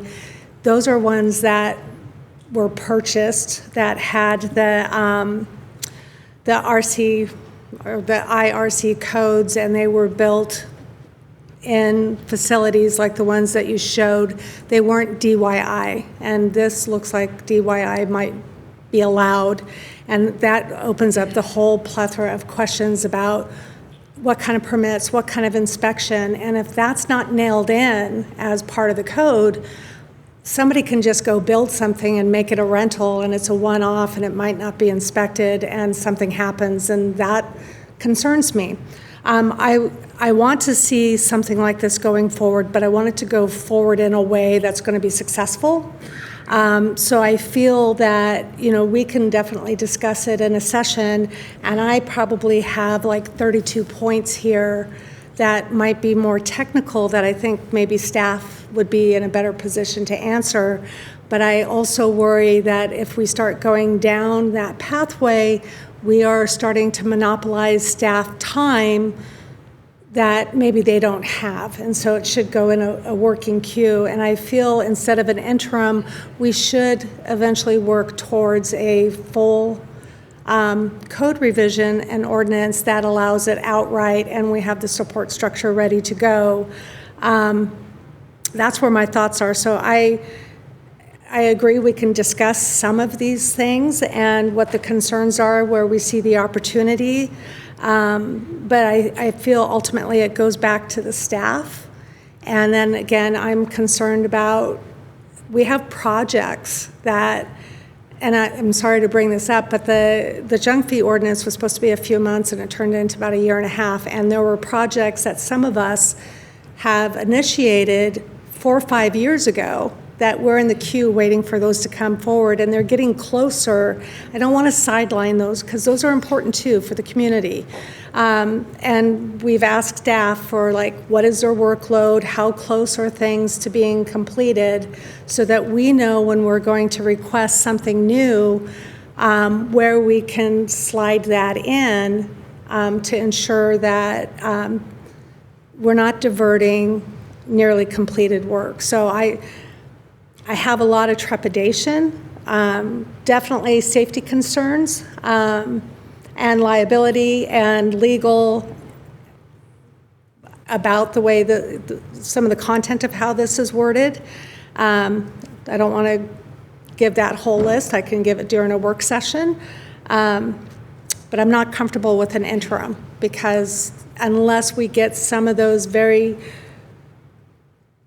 difficult things answered and written by people who write the codes, I think we can put something out into the community that is going to be a big issue if it's not done right. And I just don't want to be responsible for the outcome for some of those safety concerns. And happy to share those because I've been doing research all weekend. I'd like more time to do the research on the good and the bad. I know I'm rambling at this point, but I'll let somebody else speak. Councilmember Williams?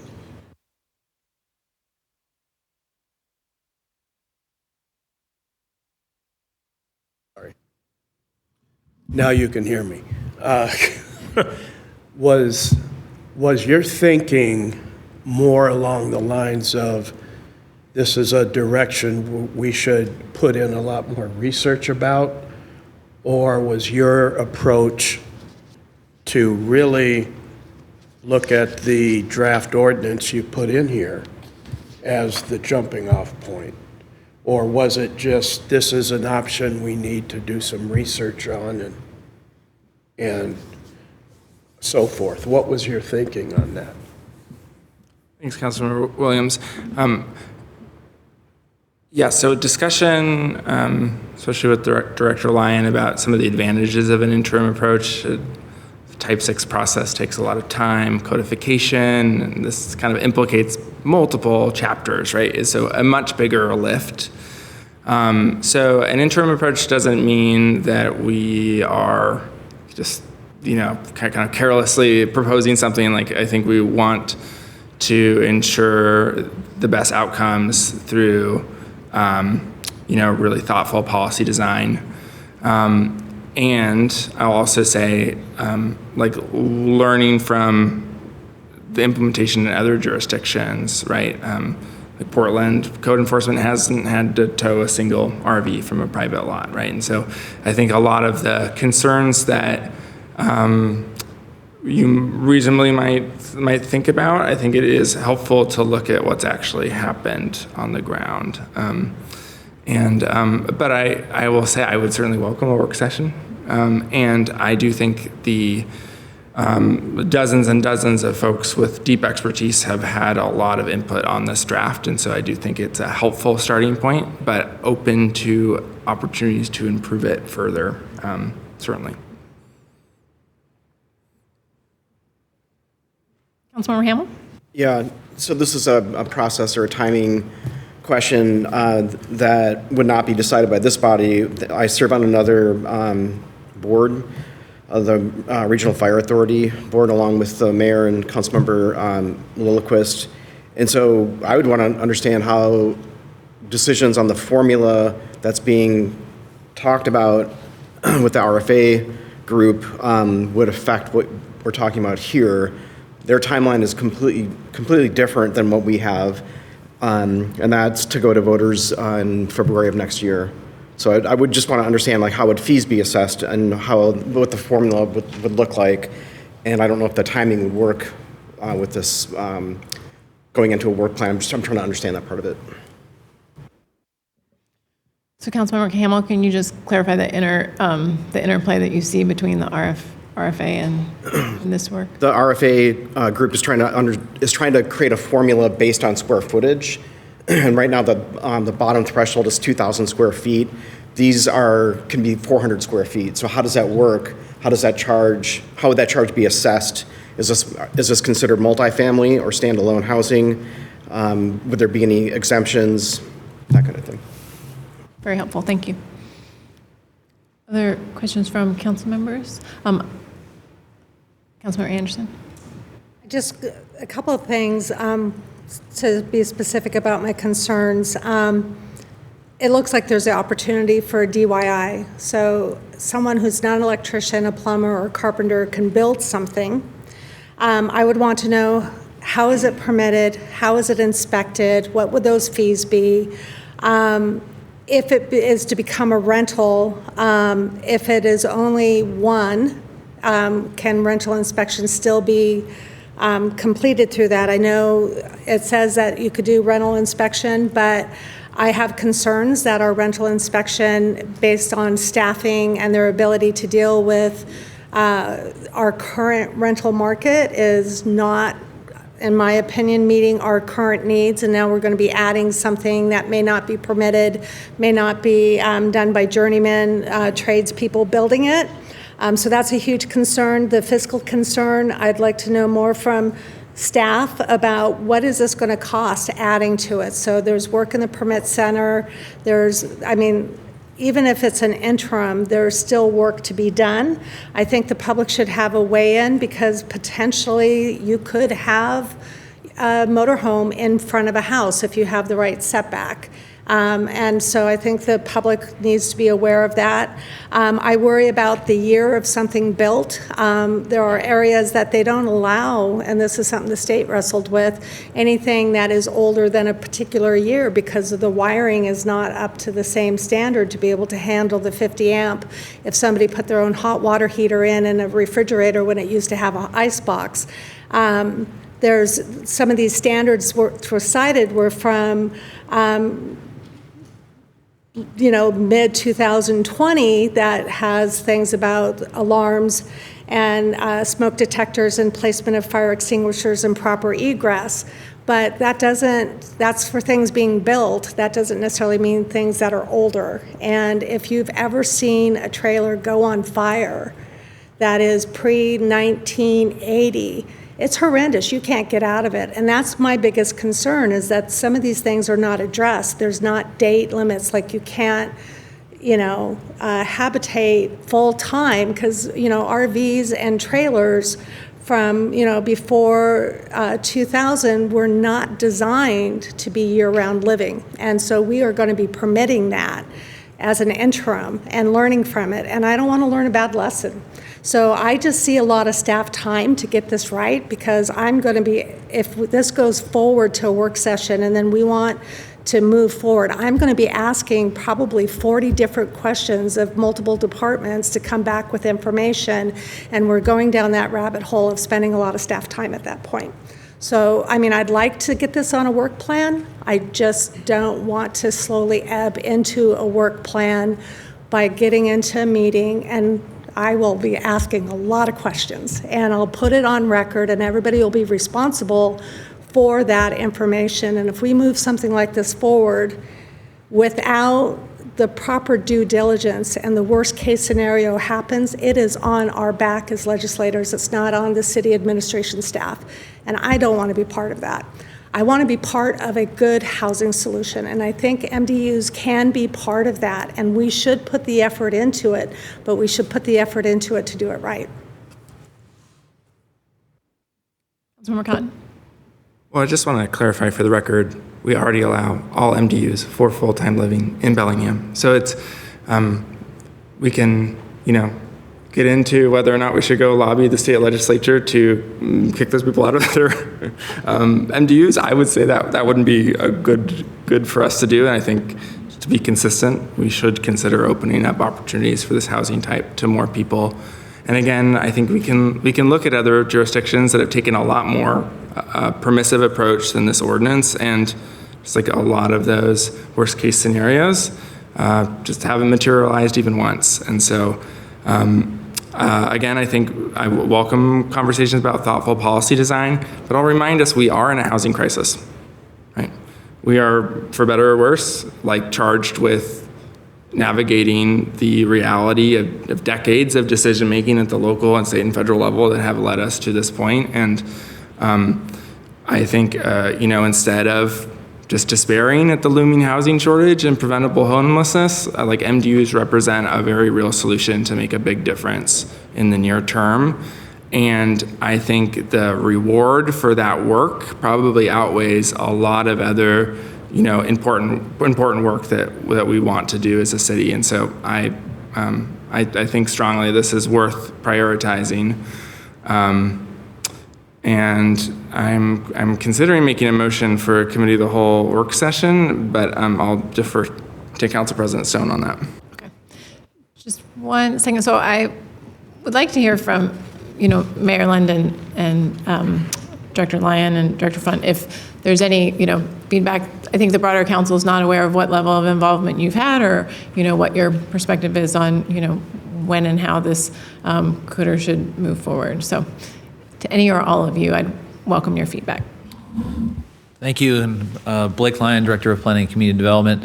I offer my comments today. I've worked with Councilmember Cotton largely independently over the last several months in reviewing and discussing and debating different aspects of this topic.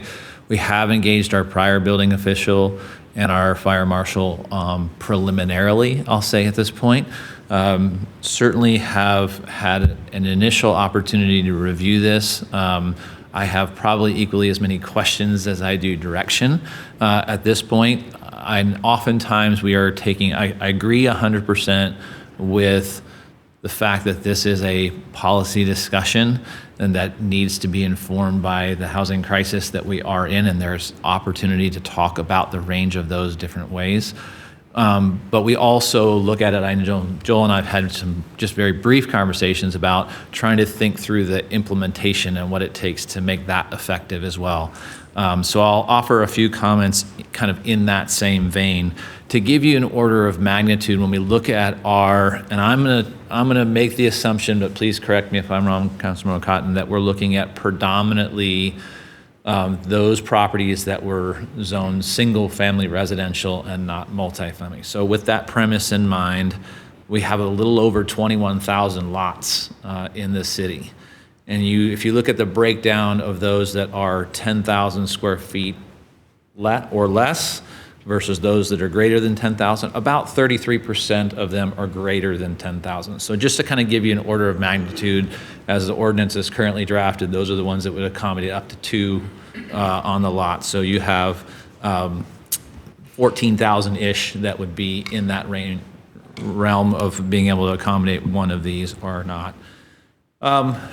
In my mind, and this is something that I've shared with Councilmember Cotton, there's a pretty broad distinction between those MDUs that are built as recreational purpose and intent, so truck campers, RVs, travel trailers, fifth wheelers, have a very different kind of origin, if you will, versus those that are intentionally purpose-built as residential units. And so from a policy consideration, I think it's worth just acknowledging the difference between that and what that may mean going forward in terms of how they get inspected, how they get, how they're maintained over the course of time. There are no considerations, at least at this point, for kind of aesthetic and kind of there's limited discussion about property maintenance and how those things work. And so we would just want to understand kind of the distinction when it comes to those. I very much appreciate And a lot of our early conversations were around placement on the lot, were around connecting to utilities, because that becomes a concern. Nobody wants the, I hesitate to use the example of kind of the Griswolds where Uncle Eddie's parked in the street, and doing that kind of scenario. But certainly those are the kind of things that we work through, and I think the ordinance can certainly get there, and there are some nods to doing that. The prior jurisdiction where I worked, we had 88,000 mobile homes in that jurisdiction. And your comment about fire safety is very noted and very important, especially when you're talking about older units, because they have a tendency to go up very quickly. And so we've worked with the fire marshal, we've discussed, at least preliminarily, some of those issues and kind of working through that. So I think the conversation is very ripe with needing to vet out a variety of these things, especially from preliminary conversations with Public Works staff. The concern is, and many of you lived through the RVs on Cornwall, and the whole conversation is what happens if the rental agreement breaks down on site and they end up in public right-of-way, and how are we transitioning and kind of working through a range of those particular issues. So little note on the amperage as a former travel trailer owner. 30 amps was generally the default for somebody that had that travel trailer in order to run kind of multiple appliances within that unit. If you happen to have an air conditioning unit or more than one, then you needed to go to a 50 amp if you're going to an RV park. So just to kind of give you some context and reference in that regard, I think there's value in doing that. From a timing and implication, we are, just as a brief reminder, we are in the throes right now from a planning staff on implementing the code changes that were required through state law and as a implementation of the Bellingham plan. So we've got a pretty robust work plan through essentially the next year from this point forward. So if this was adding something without taking something else off, then the earliest possible opportunity would be second half of next year. If we're talking about taking something off, then we would have to go through and understand what that is and whether or not there's some state implications. So that's what I can tell you in terms of timing.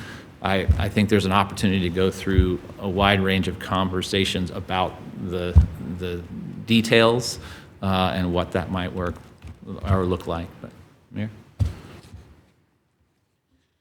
I would just add, as council's considering all of this, appreciation to get clarity because on where council would like to go, because I'm hearing so many questions from different council members, and I don't want to receive no direction today and then have those sideline conversations where we're going deep in understanding technical weeds before we've really committed to adding this and understanding where it is in the work plan. So getting that kind of clarity is helpful.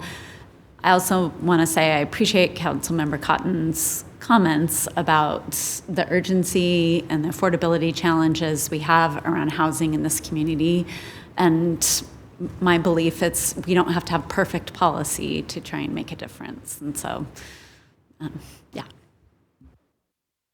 Councilmember Lillquist. We've kind of come around in a circle, and I appreciate the mayor's comments because it brings us kind of back around. And as you said at the beginning, the discussion here isn't on the details of the draft, but whether or not we should go forward with the idea with the draft potentially as the jumping off point. So there's kind of two threshold questions. Is this an idea worth exploring? I think everybody has said yes, even when they've expressed skepticism, they've supported support for the idea. So we do need to go forward. I think we've already decided we're going forward. The question is, what is the next step? I suggested we should have a council discussion to do more of this with minimal, but still, we will need some staff involvement. Because I have questions about the ANSI standards or the IRC, and they're going to be a little bit technical, but they're still, to me, they're threshold feasibility questions, and I'd like to understand and be comfortable with. Things like amperage, I think we can work that out easy. We could just defer to an expert and they'll come up with the right number, hopefully. But I do think there's some policy discussions I want to have at the council level first. But I also have a question about the next level, which is, okay, let's say it really does pass the feasibility and the interest test. We already know the purpose and it's already good and it aligns with other efforts where, like, if there's a rule or two in the way of good housing, let's get rid of the rule. And if this is good housing, then this is one of those cases. So we're already kind of committed to going forward. What I'm trying to understand is kind of the next step. Mr. Align, is there any less work involved in getting an interim ready ordinance versus a type 6 final ready ordinance? Because what Mr. Cotton is hoping for is that we can get a good enough ordinance that covers all the major bases and then worry about perfect later. But how much work is it to even get to the interim ready, not quite perfect, but good enough level? So it would require a public hearing in front of you all for consideration, and then it would be effective upon the council's determination, as opposed to the type 6, which would require a public hearing through the Planning Commission and then come back to council and do the public hearing. So the SEPA analysis that you're talking about is still necessary regardless of which direction you go. It's whether or not you have the Planning Commission as a lead into the public hearing. I think I didn't ask my question quite right. I understand there's a difference between the interim and the final, and I see a difference there. I'm talking about what it would take to get Jace's draft ready for a public hearing, right? Because even Jace admits there's a few things that need to be changed, and we would need to be comfortable enough with the interim to even get to that step. It's hard for me to answer because I don't know entirely how far you want to go with good versus perfect. So yes, there is staff involvement. There would need to be clarity. I think that's really where, if interim ordinances have taught us anything in the last couple years with landmark trees and others, it's having enough clarity, enough certainty in those early things so that when staff's implementing it, you're not trying to come up with all the answers the first time through. And so the more lead time you get into providing that clarity and that certainty, the easier it is on the implementation side. If the urgency is there and we need to address this, and this is the council's direction on this kind of stuff, then we'll work with whatever is the decision, and we'll bring back suggestions for refinement. We did that with the landmark tree ordinance as an example, where we did an emergency ordinance that then went to an interim ordinance. We tweaked it along the way. We've kind of gotten to the point where we feel substantially confident, but that's a several-year effort making changes as we go along.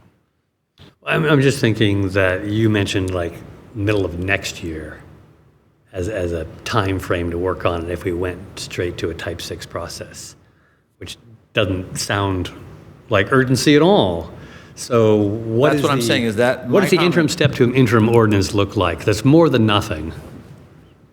If we're looking at the workload and the work plan that we have in place, we would have to take something off the table in order to do the work that you're asking us to do, because we've got a series of state mandated timelines.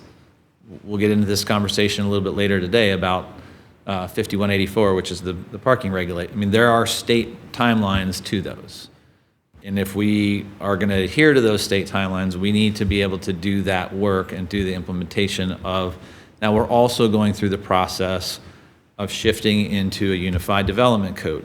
That takes a lot of thought process and a lot of reorganization on how we do that level of work. But having said that, that's all for permanent development. If the policy direction is this is an urgent issue, then we will look to identify ways to set something aside and see what can be done. But it doesn't come, I just want to be clear, it doesn't come at the cost of just adding it in. There's something else that's going to slip. Just for clarification, because what I was hearing Councilmember Lillquist sort of ask initially was the difference between, right, an interim versus a full type 6 process. And what I've seen from the emergency, right, landmark tree ordinance to, other things that we've considered, that even if there's something that's, temporary or an interim ordinance, the lift to have that finalized, like you say, even if we don't want it to be perfect and we say, oh, it's okay, well, going forward with something that maybe hasn't been as fully vetted because we do have the urgency. In some cases, yes, it's a cost-benefit analysis and you're like, yes, it's that important that we're going to go forward and we're going to navigate it as it goes.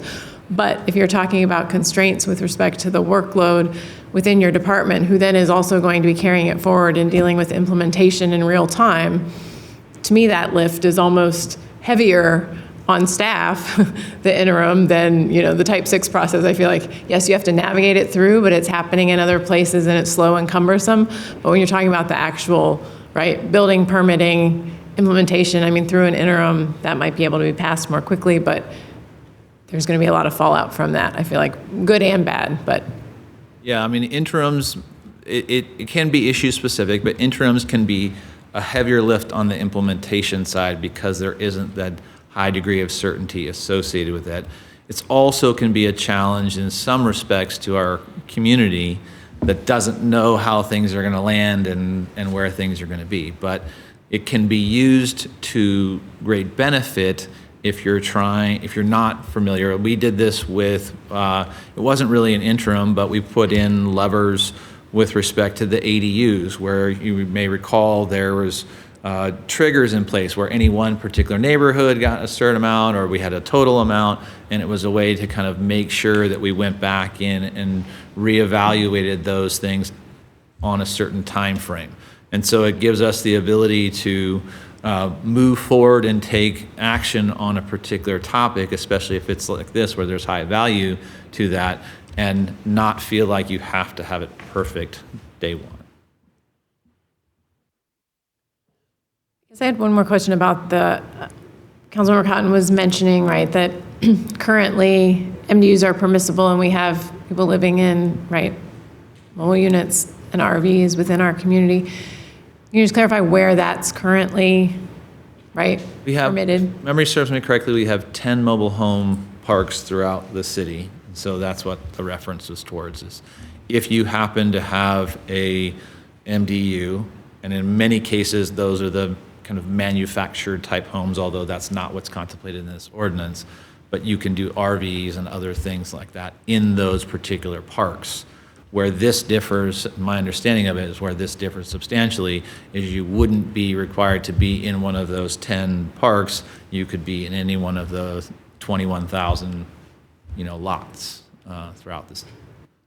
But under our current code and operations, there are individuals who are able to live in their car or in an RV on the street so long as they comply with moving them? No, not on the street. So these are privately owned pieces of property. So if you think about the 10 different, and I won't try to recite all 10 of them, but probably the largest and most notable one is the mobile home, manufactured home park off of Lincoln Street, across from Fred Meyer's there. And so typically you have individual owners of the units themselves. They rent out a lot and they can place that unit on that lot.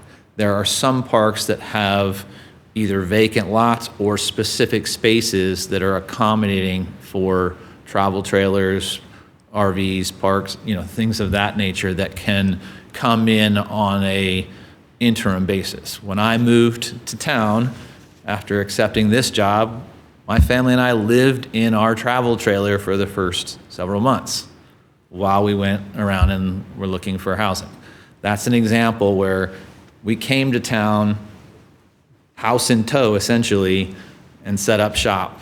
And so that was an option for us, and we're grateful we had it. But that's the example where you'd have to be in an RV park or in a mobile home community and be allowed to do that. We couldn't have just set up shop on the street or in somebody's driveway or in their backyard at that time.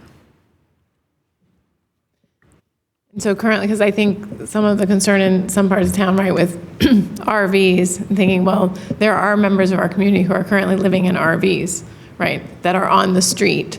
But if they are moving every 2 hours, right, I mean, technically, that's permissible. And that is permissible under the premise that that is an RV and they are simply parking in that location. We're not going in from an enforcement, and the police department may correct me, but it's not an established dwelling per se. I mean, they're really using it in the capacity as a recreational vehicle and moving it around the city. Councilmember Cotton. I'll say I started this really thinking about this as a homelessness intervention. I think learning more from other jurisdictions, my thinking shifted. This is really, I think, about homelessness prevention, right, and empowering families to provide an affordable option for those who might not have a lot of other good options. Yeah, I do think, a lot of folks have had negative experiences with occupied residential vehicles on the streets of Bellingham. I do think that is really a completely separate issue, and one of the benefits, I think, of legalization is it does, right, create that framework for compliance with health and safety, and certainly we've had issues in the past with unpermitted RV parks in residential areas, but they would not be compliant. They did not comply with this ordinance, and so I think, creating a framework for this to be a safe and affordable housing option is good, a good prevention as well for some of those issues. I think I just come back to it sounds like we want to have more conversation about this. And I would go ahead and make a motion to refer this to Committee of the Whole at the discretion of the Council President. Second. Motion's been made by Councilmember Cotton and a second by Councilmember Lilliquist to move this to a work session before Committee of the Whole. Councilmember Williams. Councilmember Cotton, what's your sense of the urgency of getting this done? And what I'm asking is, we could give direction to proceed, and it might take 1.5 years. Or we could give a direction to proceed and we want it done in 2 months. What's your sense of, if we gave that direction, what's your sense of how long it would take to get to something based on the workload, based on everything else? Because when I read the first sentence up there, where it says direction to proceed, and the next one says collaborate with council to determine the timing. So what's your sense of the timing for if we move in this direction? Yeah, and I invite Director Lyon to chime in too. I would say there are a lot of folks who would need to get eyes on it for, so like a number of folks who would, not a huge amount of work for any one of those individuals, but just a number of internal stakeholders in the city.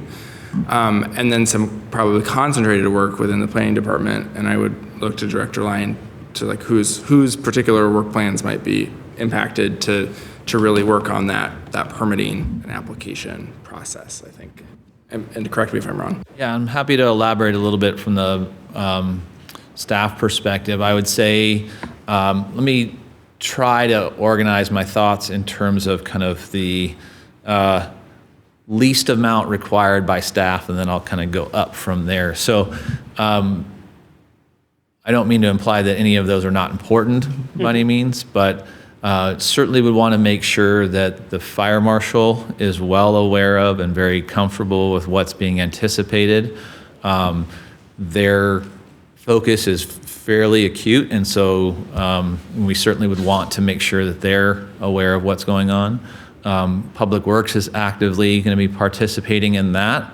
Also, I think from two vantage points. One is utility connections and making sure that those are done adequately, and the ordinance does contemplate that to a large degree, but wanting to make sure we're comfortable and confident in that respect.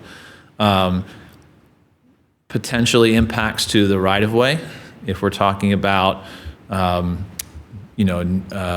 new access to private properties, or what happens if, as I mentioned earlier, if the units end up out on the street.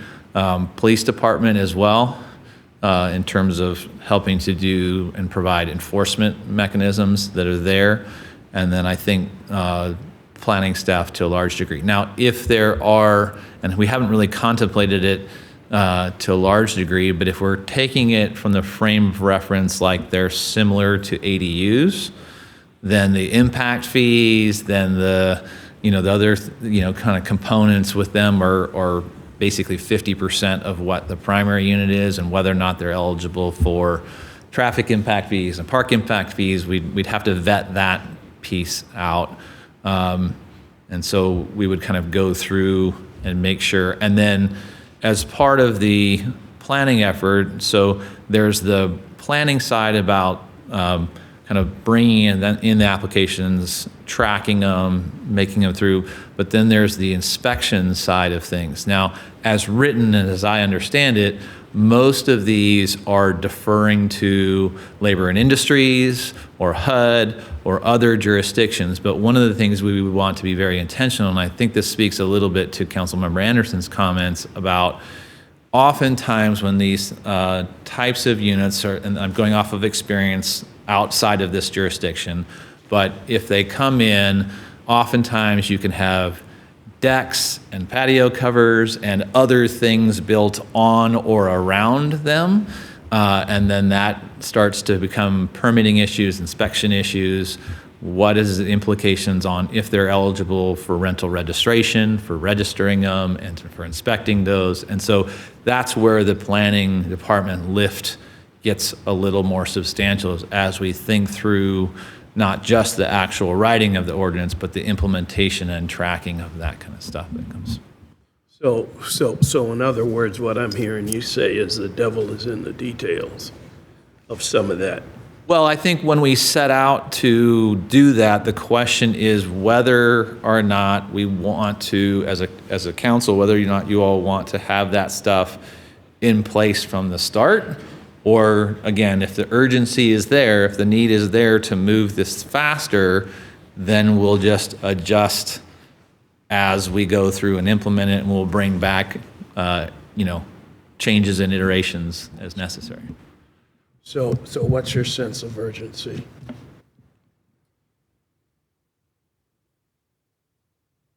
What I think is unique about this is every hour of staff time on this is potentially a tremendous yield in terms of housing opportunities for people in our community with few other options. So I would say there is a great deal of urgency. I know we all feel a great deal of urgency around the housing crisis. I think maybe when we return to this work session, if we do feel like there are trade-offs in terms of delaying another project, to just have a frank conversation about that. And we're used to making hard trade-offs, and I have a feeling that this one will be seem like we get a pretty big bang for our buck in terms of our limited resources. And I'll also just note that we've done interim ordinances for trees. That did take a lot of staff time. I think there are very few things that are more important than preventing homelessness in our community. So, not to make it trees versus people, because this is actually also great for trees. Anyway, in terms of where our priority is at, I think preventing homelessness should be pretty much our core decision-making criteria. If I may, and Councilmember Cotton brought up the difference between Portland and Port Townsend. I think we would have a very significantly missed opportunity if we took on this lift that you're talking about and we got one per year. I think that would be sad. I would want to see more of a higher adoption. I know we can't guarantee it, but as we're going through this, as you all are contemplating the policy, as we're thinking through the implementation side of things, I think we would have a very significant missed opportunity if we got just one. Agreed. Councilmember Anderson? Thank you. And thank you, Director Lyons, for covering some of the different touchstones for staff. Could you also share your thought and staffing needs, just as much as you could assess after the fact? So short-term rentals would not be allowed. A while ago, I think a couple times I've kind of talked to you about bringing back to council a report, because we passed the short-term rental ordinance a long time ago, and I believe there's a company that's supposed to be monitoring. And I have anecdotal information of various places being rented out that are not necessarily registered. So the ability for us to be able to track that they don't become short-term rentals and they actually contribute to a housing solution.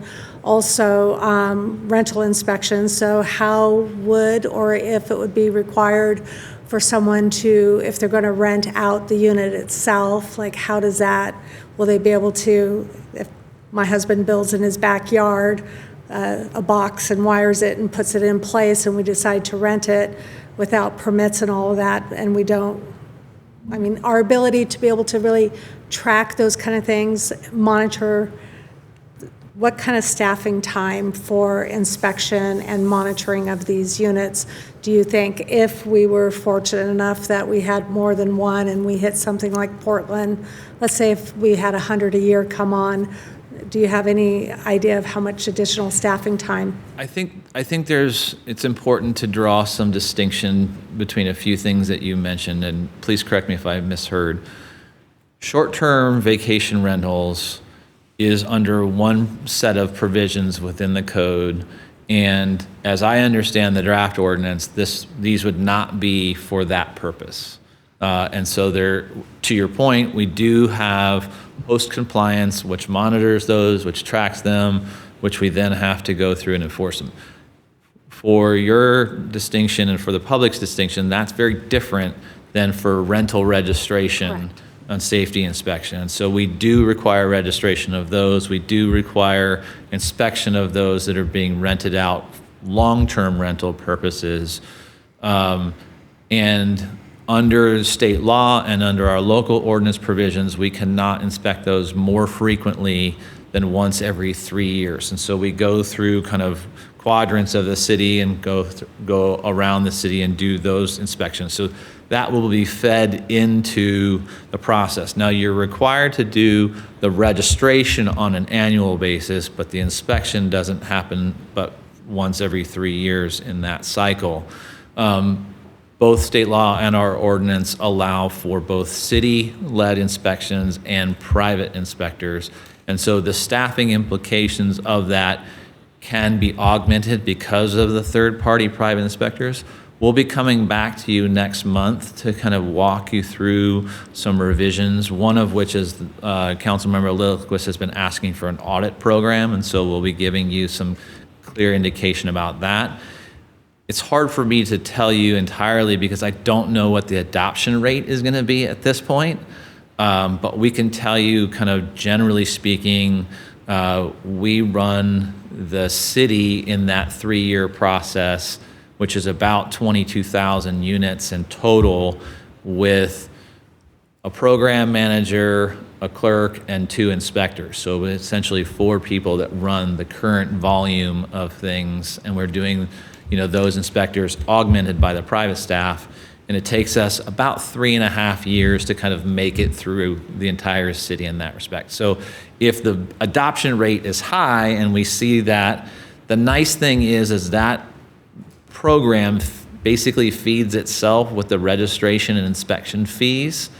And so if those units are registering, if they're paying those inspection fees, we will see the revenues correspond with that, and if we need to supplement that with staff, we've got a dedicated funding source that feeds that particular program. So it wouldn't be an implication to the general fund. It wouldn't be something that's beyond the means of that program to sustain itself. So Yep, and we're over time for this item. I want to take a break for the next item, which I think will also have some discussion, but yes, follow.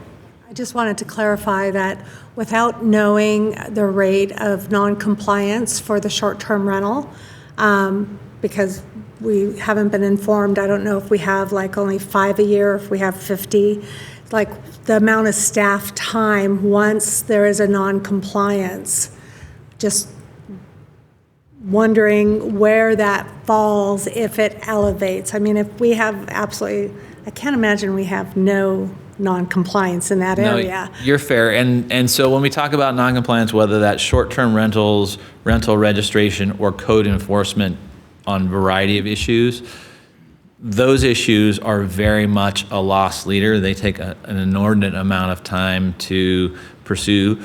We go through an effort of voluntary compliance, and we do that significantly, but then there are a handful of them that require us to go through and pursue a violation and potentially prosecution of those. And so we can certainly elaborate on those. Those are much fewer and further between because we are making a concerted effort to gain voluntary compliance, but you have to have the full spectrum of options available.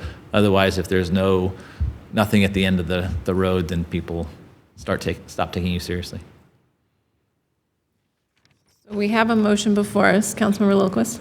I am in support of the motion, as I've said before. The question about urgency, I've spoken repeatedly about a sense of urgency for affordability for modest income households. If you're trying to live on $40,000 or $60,000, you're never going to get a home, and you're going to spend most of your money on rent. This could be, as Councilmember Cotton said, a non-subsidized solution. But my comfort requires that this be safe housing, not swear word housing, right?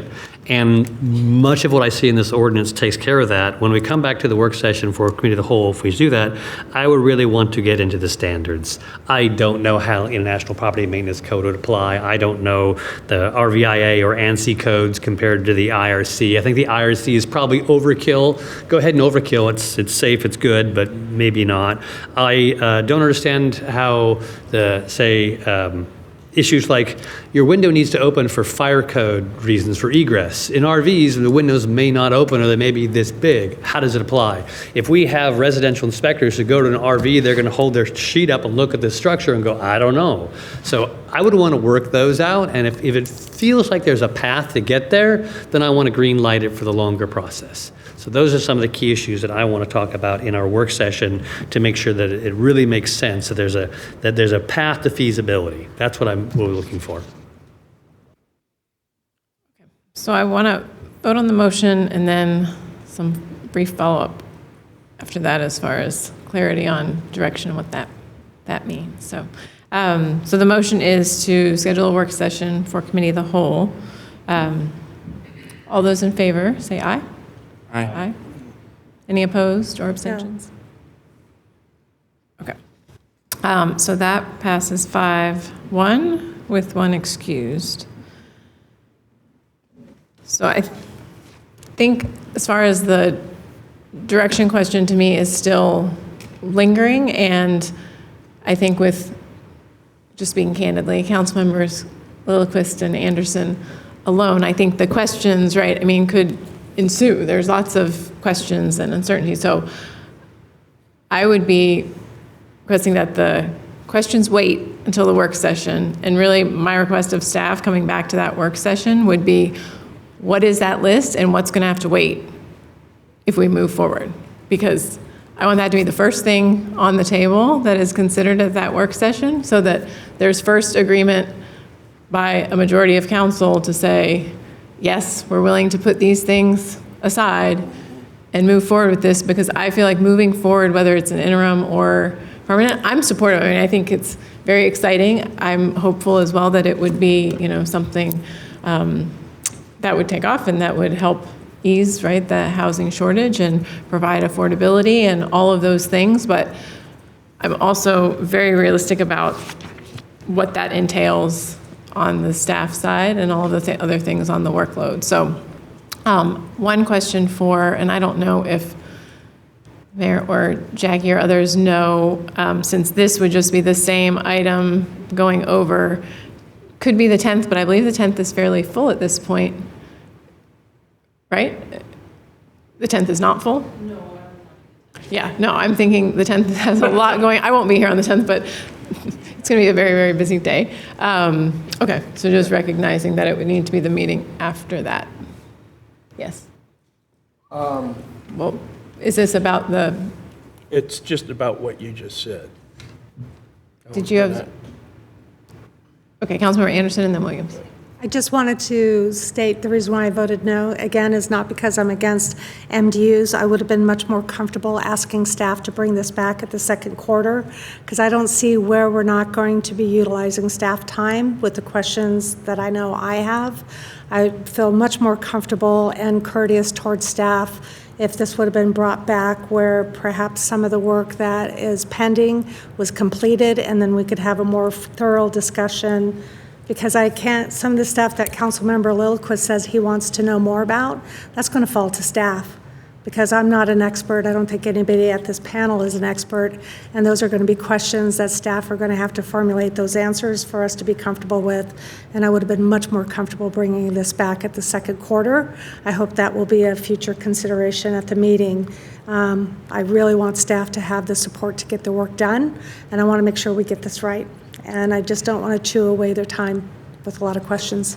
And I appreciate that. We don't have a final timing at this point. If those are questions that you feel comfortable sharing, we can make sure that we get you the answers that you need, or at least have the people in the room that can answer those questions. But if you're not, then we can work otherwise. Councilmember Williams. Well, yeah, my question was basically the timing of it all. Yep. And which is why I asked you earlier about what your sense of the timing was. Is it 2 months? Is it a year? Is it 2 weeks? So I guess the fundamental question is, how long do you, not you, but how long would be a reasonable time to get back to this discussion? Just to give you an order of kind of operations, as we think through our Unified Development Code, which is the big push for what we're talking about. Now, Elizabeth's here, and she could probably elaborate on this much greater detail because she's our project manager, but we have a draft outline that we've worked through. Much of this stuff is taking it from our existing code context and moving it into kind of this new organizing structure. But as you may recall with the work that we did in the Bellingham plan, we have to rewrite the residential code. That's a major lift. And so there's a lot that goes along with it. So if we're looking at just our draft schedule, we're talking about having kind of the early look of that by the end of this calendar year.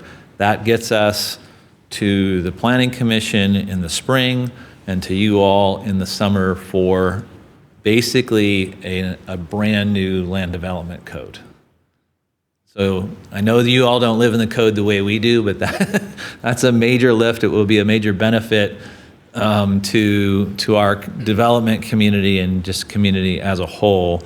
It involves a fair amount of time with public works staff to get to that point. So there's a fairly healthy Gantt chart and other things like that we're doing to track all of this.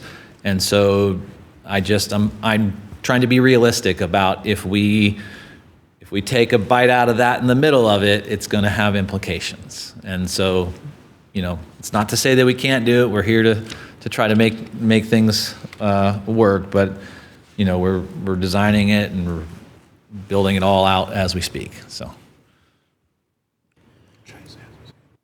My last comment. Just also, if there are other questions, please feel free to send them to me as well.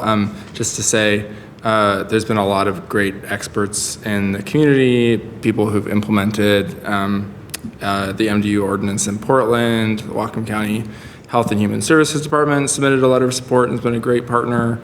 And, builders, contractors, folks with some of that technical expertise as well. So I probably won't know the answer to your question, but I might know some folks who do as well. So Yeah, and so happy to meet offline as well to be prepared for that work session with anyone who is interested. So, and thank you all for your time today. So just to be clear, to address Councilmember Anderson's concern, what I'm anticipating is that when this item comes back before the council, it's that to receive additional information from staff and the administration's team about if the council were to vote, yes, we want to move forward with this, what does that look like as far as timing? And if the push from council is to move forward more quickly, then what are those options of things that council would have to move off or hit pause on and potential implications? So that may require, coordination with legal as well. I don't know what all would be involved in that, but I think it's important that that's part of, the beginning of that work session. And so I would defer as far as the timing of, is that last meeting in August sufficient time to have that information available as far as sort of what's the balance point there, or if there's additional time needed. The motion was not for a particular date, and so I would say to work with Jackie on the scheduling of that. Okay. Thank you all very much. We're going to take a brief break because I think the next items are as well. I know we're behind schedule. We will try and take a brief 5-minute break. You voted yes. Okay. Thank you. Okay, welcome back. Running a little bit behind schedule, but we are moving on nonetheless. Our next agenda item. Our next agenda item is Agenda Bill 24970. This is a work session on an ordinance relating to land use and zoning, amending multiple chapters of the Bellingham Municipal Code to adopt permanent zoning regulations to eliminate minimum automobile parking requirements and establish consistent bicycle parking standards citywide. So this draft ordinance proposes, again, permanent zoning regulations to eliminate minimum automobile parking requirements and establish consistent bicycle parking standards citywide. This parking reform reflects the city's current priorities, removes obstacles to housing production, reduces environmental impacts, and supports our climate goals. A Type 6 public review process is required for permanent amendments to the parking regulations in the Bellingham Municipal Code. Following 2 extensions of an interim parking ordinance originally adopted in January of 2025, the Planning Commission recommended approval of the proposed code changes at a public hearing on June 4th of this year, 2026. The council held a public hearing at our last meeting on July 13th, 2026, after which council members discussed and voted to refer this item to committee of the whole for a work session, which is where we are now. So I'm first going to turn to Mayor Lund. Thank you, Council President Stone, and we'll see if we can't make up for a little bit of time. It's a pleasure to be presenting alongside Director Lyon and Elizabeth, part of our senior planning staff here today. And this is just a chance for us to finalize what has been a long and ongoing conversation in our community. And as the previous conversation and topic in the committee of the whole reflected, underbuilding housing affects all of us. It affects the people that Bellingham really depends on, our teachers, our childcare workers, our maintenance technicians. The people who make Bellingham work are struggling to find homes and afford the rents in the community that they serve. And certainly we acknowledge as well that the children who grow up here, including my own, have very limited options to stay in the place that they've grown up in and that they love. So the reason why this is a conversation at the state level and the national level, and certainly here in Bellingham, is that historically, local laws have locked communities across the state into more pavement, sprawl, barriers to businesses, home building, and indeed even higher rents. And parking flexibility for new projects is one of the most impactful tools that cities have. And for me personally, this became readily apparent I worked for the last 6 months on a housing finance mastery certificate.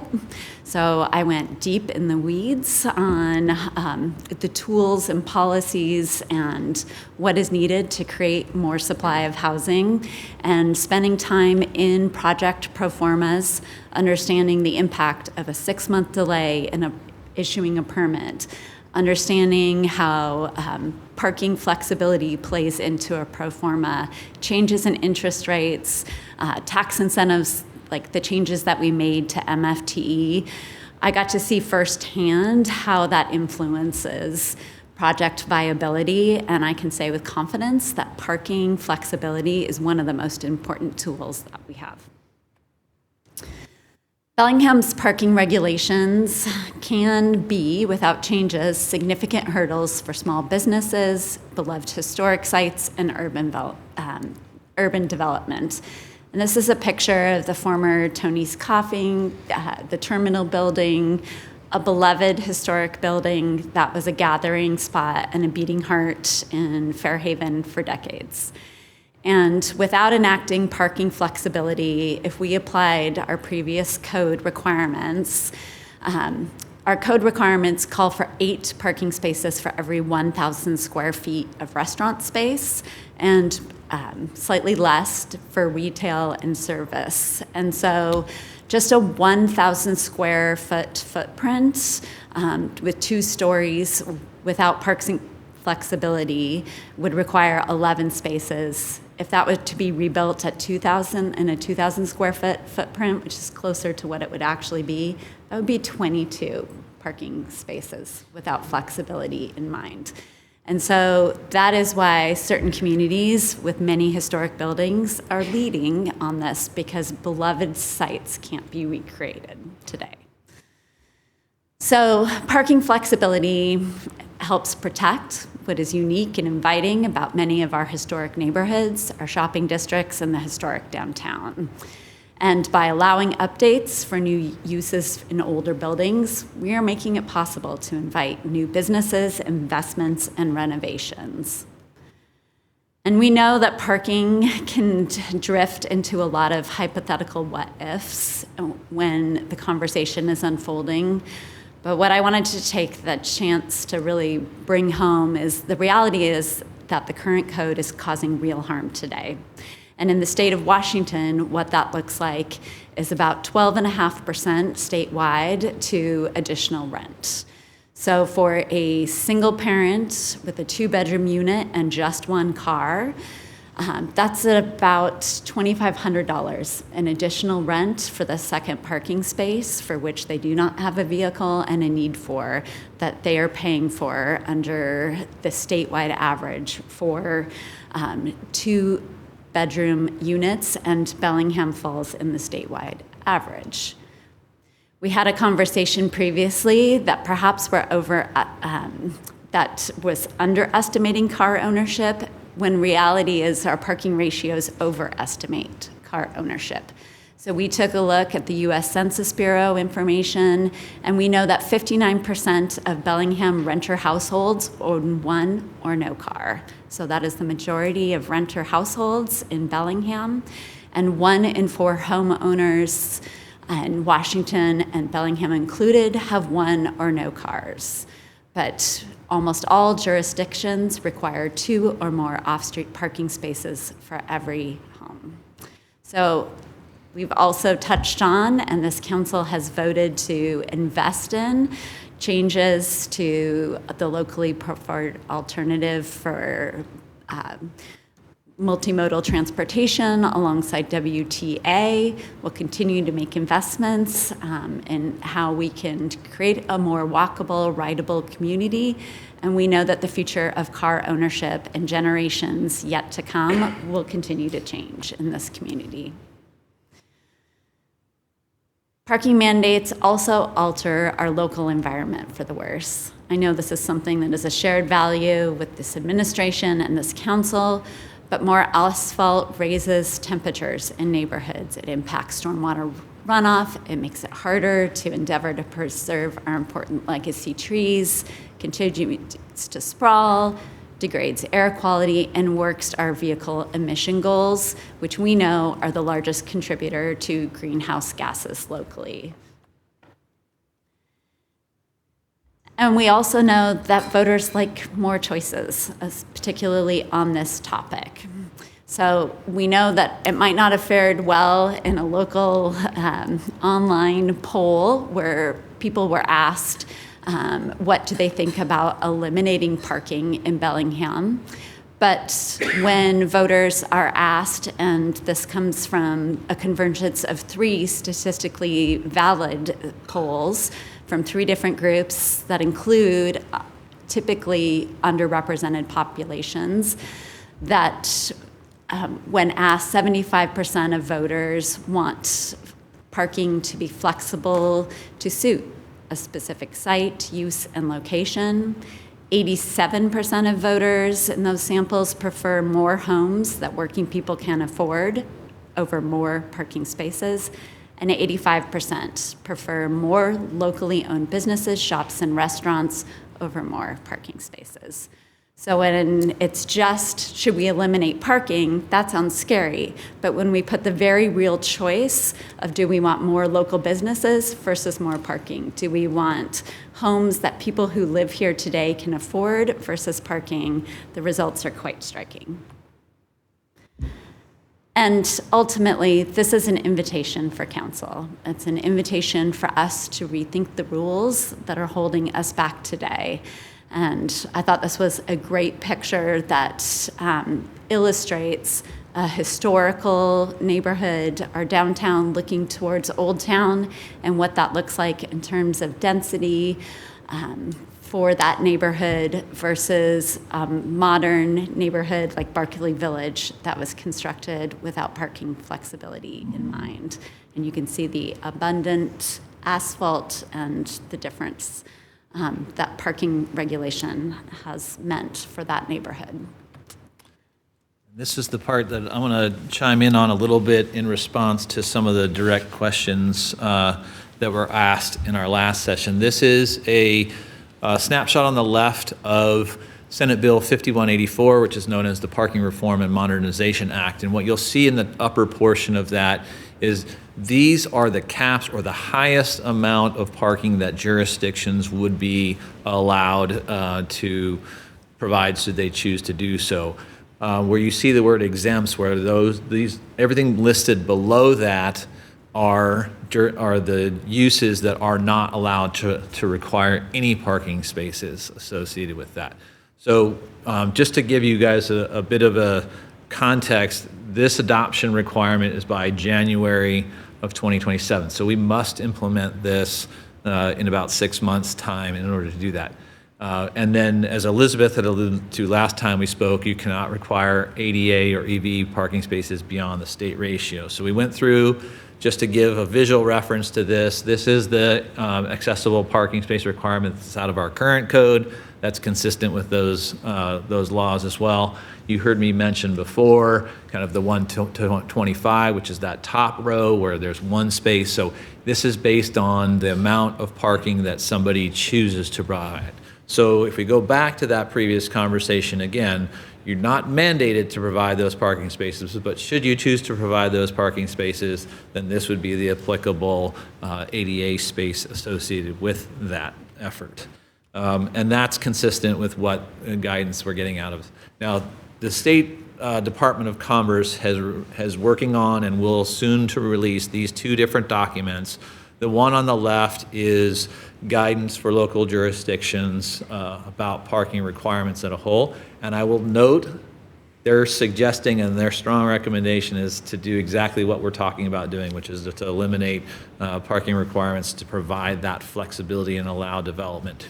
So boiled down to a single statement, that's it, but there's a lot of additional information in there if people can't get to that point.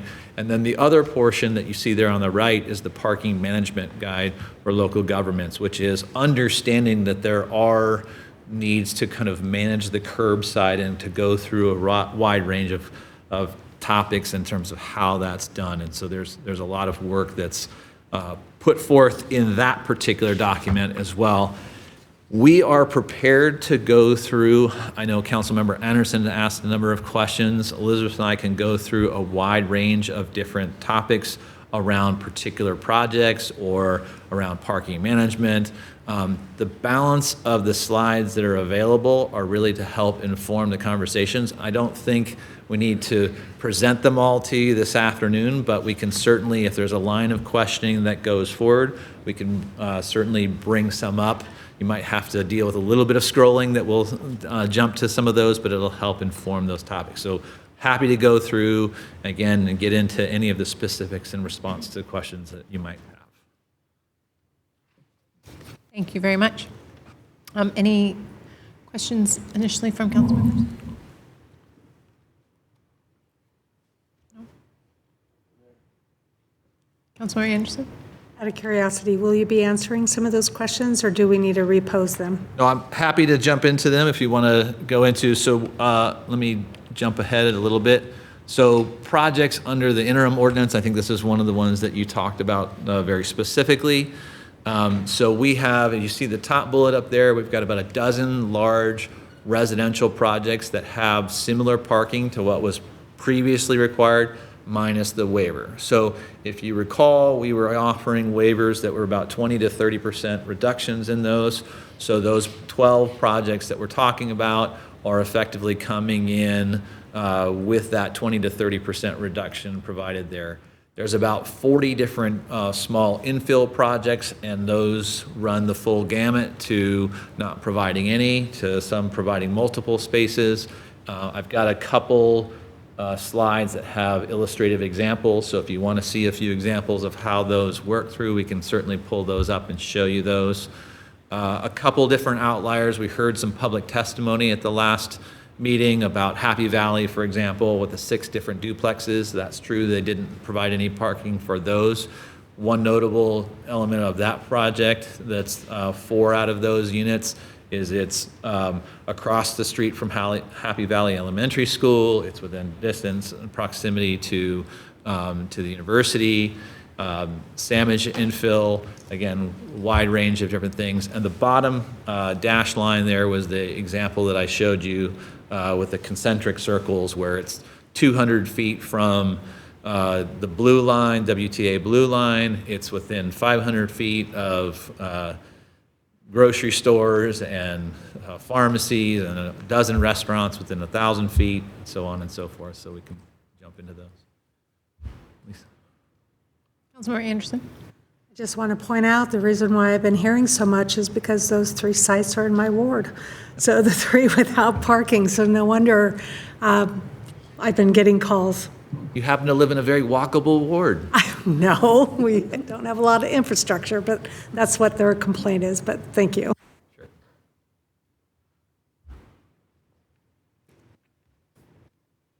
I'm happy to continue to show some of these. I don't want to, actually, let me just jump one slide ahead so you can see a little bit of those to kind of give you an idea. These are commercial applications that are, you can see there in the column, proposed vehicle parking. Again, the majority of these are providing some level of parking associated with it.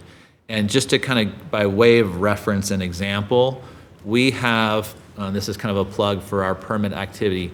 This goes in kind of, it's updated every week. You'll see there in the map in the middle, anything that is, the yellow is the detached single-family home. Green is the multifamily, the middle housing. Orange is the multifamily. The size of the dot is correspondent with the size of the project and the number of units associated with it. And then the blue is the commercial. And so we go through and we track all of these, and we can give indications of like parking associated with those different projects. But by and large, many of them are providing, again, some degree of parking associated with them.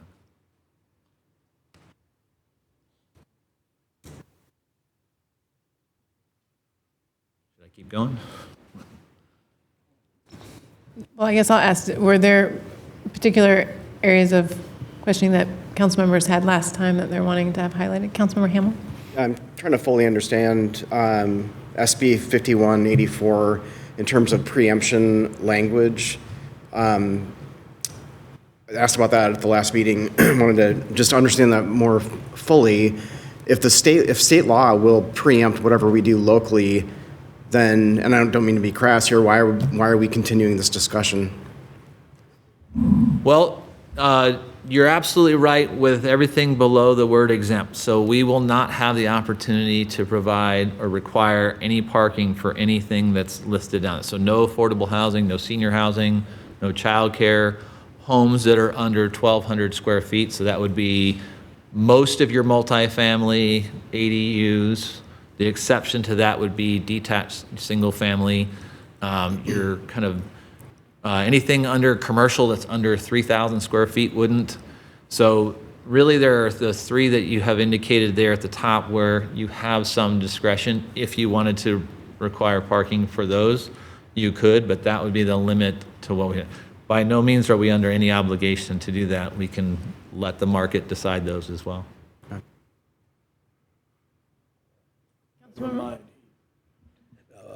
Blake just answered my question. Yeah, this is what the state sets as the threshold. Local jurisdictions, not just Bellingham, but local jurisdictions cannot require more than those top three. We have the ability within our own home rule and discretion to not even require those home three. So what we are proposing to you from a staff and from the administration perspective is that we basically consider all of Bellingham below the line. That the market will decide. The flexibility that the mayor talked about earlier is important. And just to be clear, that is Commerce's implementation guidance. Yes. Councilmember Anderson? A little bit to dovetail on what Councilmember Hamel has stated there, and I'm by no means suggesting we go down this pathway until if we identify that there are large hardships. But there is a mechanism, though, that with a study conducted, a viable study showing the negative impacts of this, we could petition for an exemption. Is that correct?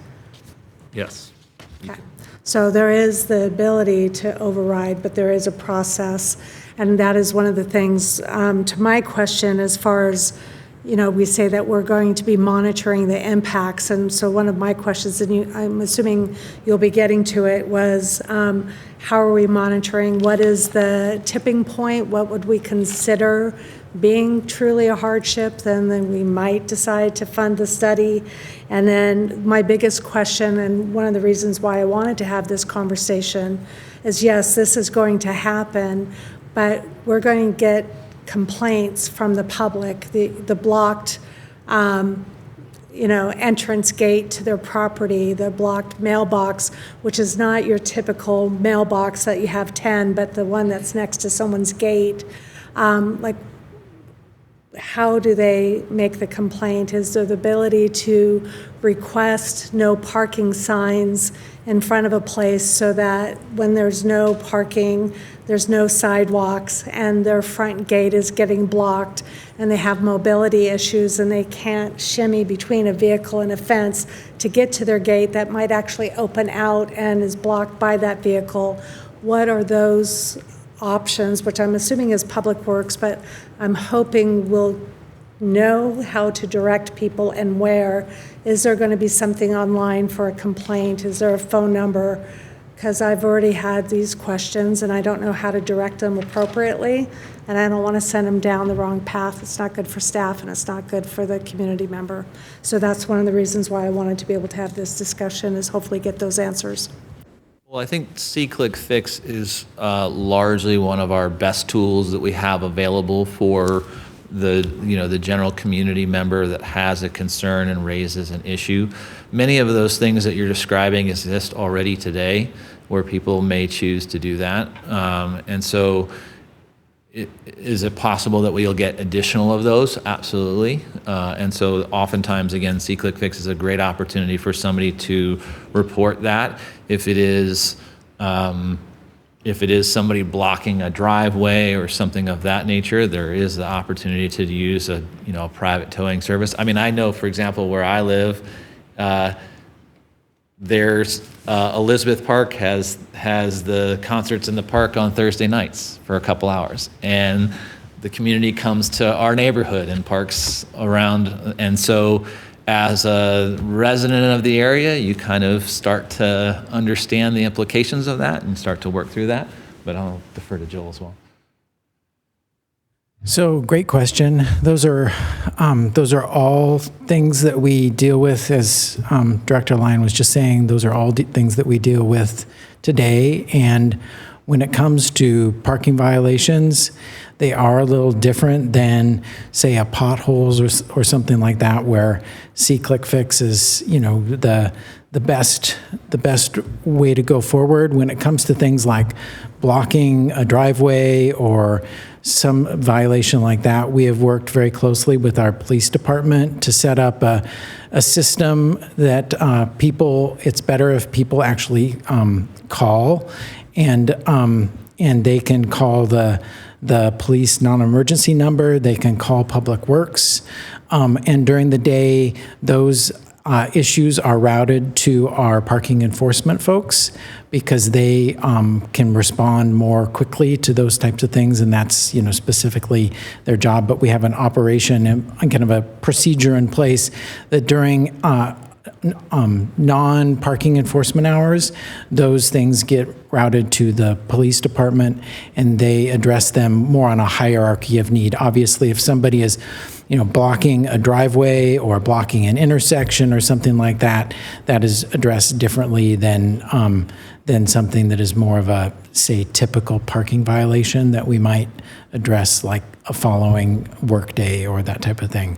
But I would say that all of those concerns, parking near mailboxes, parking within 5 feet of a driveway, parking within 30 feet of a stop sign, those are all things that we've all kind of addressed on the city parking website. It's a little hard to find, but those things are all things that we deal with today. And under these types of changes, we would continue to address those things in the same way, consistently and diligently with the parking staff that we have.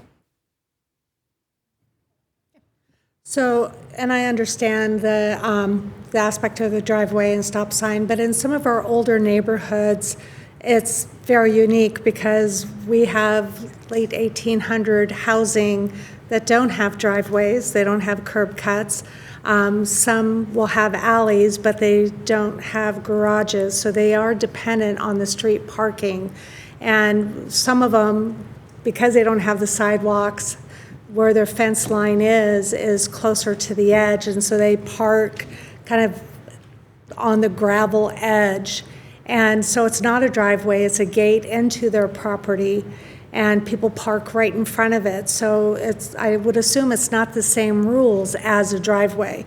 And I've already had 2 people ask, can they get no parking signs posted in a perimeter that would allow that area to stay open so that their neighbors aren't parking there? And in the older neighborhoods,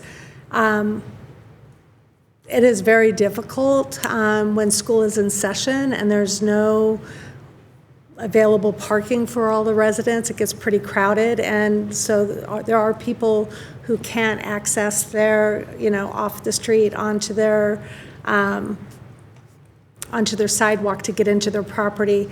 And then the other concern, in the past, I worked really hard to get ADA, like the curb, an area that did have a curb, painted blue for somebody who didn't have a driveway, didn't have a garage, and they had a disability permit. And I really had to fight the previous administration director to try to get an area designated for accessible parking because there wasn't anywhere for them to park. So I guess I just kind of wanted to know how best when these situations come up, because they come up currently, but in some of the neighborhoods that are showing right now that infill and additional housing is going in with no parking, it will exacerbate already a difficult area. So I'm just kind of wondering, on those specific 2 situations, because they have come up, how should I be addressing them?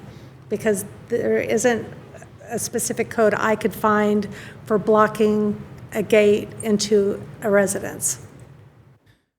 So I think one thing that we frequently find is that in all of those instances, when we're addressing one person's parking access concern from the vehicle that's not parked there, there's a person who is, a person who is equally, parking their vehicle in, in the right of way, whether that's a neighbor or those types of things, and so we're always trying to balance, what we're taking away and what we're adding.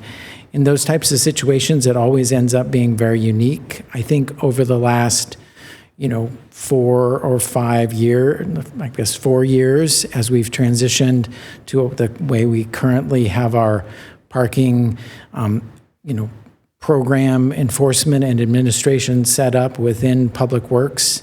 We're much more integrated, enforcement, and then how we, deal with that program. We've brought on a transportation engineer to help address those situations. Many of those situations are incredibly unique. And so I would encourage, people who have those questions, we're not always going to be able to answer them the way they would like us to, because once again, there's always different perspectives. But I would encourage them to reach out to Public Works, and we would be happy to work with them. And when it comes to ADA and accessibility, we have tried to be much more responsive and collaborative, working with folks who have those access issues and making sure that we are providing those appropriately. Sometimes it can be a slow process, because, we need to look at adding infrastructure and making sure that if we're marking an ADA space, that it's actually accessible. We're not just, doing it, putting down some paint and making ourselves feel better. We have to provide the necessary, infrastructure to do that. And sometimes that's more challenging than others. But I would certainly encourage anybody to reach out to Public Works, and we'll be happy to work with them on their issues. Thank you. And that would be just a general email, not on C-Click-Fix? Yeah, or with those kinds of access issues that are more longstanding, I think C-Click-Fix is a great way to go. If it's not more of that emergent, I have somebody, parked near a stop sign or some sort of access or safety concern. Okay. And we actually, I wish, sometimes we struggle trying to find the best way to convey this information, but like on the parking website, it actually tries to describe those two different situations and how one might want to respond. So if you look up the parking services website, we try to explain kind of those different nuances. Thank you.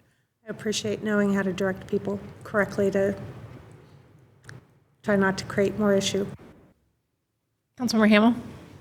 Yeah, there was something that the mayor said last session, in addition to the comments that were provided today, which I greatly appreciate, and that was that we will see these changes implemented over the course of many years. And concurrently, we have the preferred local alternative that we're seeing with WTA improvements with transit. Director Lyon mentioned that e-bikes weren't a thing 10 years ago. That's absolutely true. Now they're everywhere. And so changes in how people get around we will experience that in our community. And my understanding, unless I'm getting this completely wrong, is that the changes that we would see with parking would largely happen in non-established older neighborhoods, with the exception of some of the ones that were mentioned here today, and others perhaps. But when I think of the changes happening over the course of years, I think of Cordata neighborhood, which I just rode through with my wife this weekend on our e-bikes, and noticed new development happening throughout that neighborhood. Urban villages, we'll see some changes there as well. Someone asked me, I live in Sunnyland, and someone asked me who was concerned about neighborhood character and such. My neighborhood was the first one to hit the ADU threshold, which you brought up earlier today. And someone asked me, what do you see now? What are the impacts? And to be quite honest, we live across the street from the trail that connects our neighborhood with downtown. What I see are more people on their bikes. That's what I see. I don't see a lot in the way of the streets being flooded with parked cars. I just don't see that. That's not happening. So I don't think the sky is falling in this. We've talked about this for a while. It's been in front of us for over, I think it's 18 months now. And while we don't talk about it all the time, there's been significant public process, including the Planning Commission's recommendation of approval. So at this point, my mind's been made up, and I appreciate you wanting to, my colleague wanting to have further questions, and I definitely appreciate that. But I'm ready to move approval on this. Second. Motion's been made by Councilmember Hamel and a second by Councilmember Cotton. And again, that is to move to approve the ordinance for first and second reading. Councilmember Lillquist. Well, two things. I thought Director Lyon had an extensive presentation. I don't know what. There was some other questions with regard to, I remember asking a question about the Fairhaven Parking District, which was a way to not require parking. Why would you eliminate something that didn't require? There's just some questions. So this seems a bit premature. If we're going to go this route, then I've got motions to make, but I'm just wondering if there's a little bit more time for discussion and to answer a few questions that are still outlying. Yeah. Well, with respect to the Fairhaven Parking District, and we can certainly get into some of that, as you are well aware of, that was one of kind of the flexibilities that the mayor had kind of alluded to when referring to the Fairhaven Terminal building, where had we not instituted that parking management district, which effectively allowed for all the commercial uses to be assumed kind of in the aggregate for the whole district, but then required additional parking requirements for, for that. So bear with me for a second. I'm going to scroll back a little bit and hit. So this is the district. So established in 1994, it enabled upfront, allowed waiving some of the site parking requirements, which I was alluding to. And so you can kind of see the starred boundaries around that particular area. If we were to move forward in this current provision, that would no longer be the requirement of the area. Any development agreements, which are binding, would still be in effect. So if you recall the David Ebenall project that was formerly known as the Pit, that would be a lasting agreement that would still remain in place. So the district itself would not, that would be a waiver of those, but any development agreements would be still maintained. I have a slightly different understanding of the parking district. My understanding is that if you're with an eligible district, then you could enter into a contractual relationship with the city wherein you made a payment into a fund, and as regard to that payment, you then had an entitlement to not have to provide your parking. That it isn't actually something which runs with each parcel in the district through a legislative act, but it was more like in the way of a development agreement.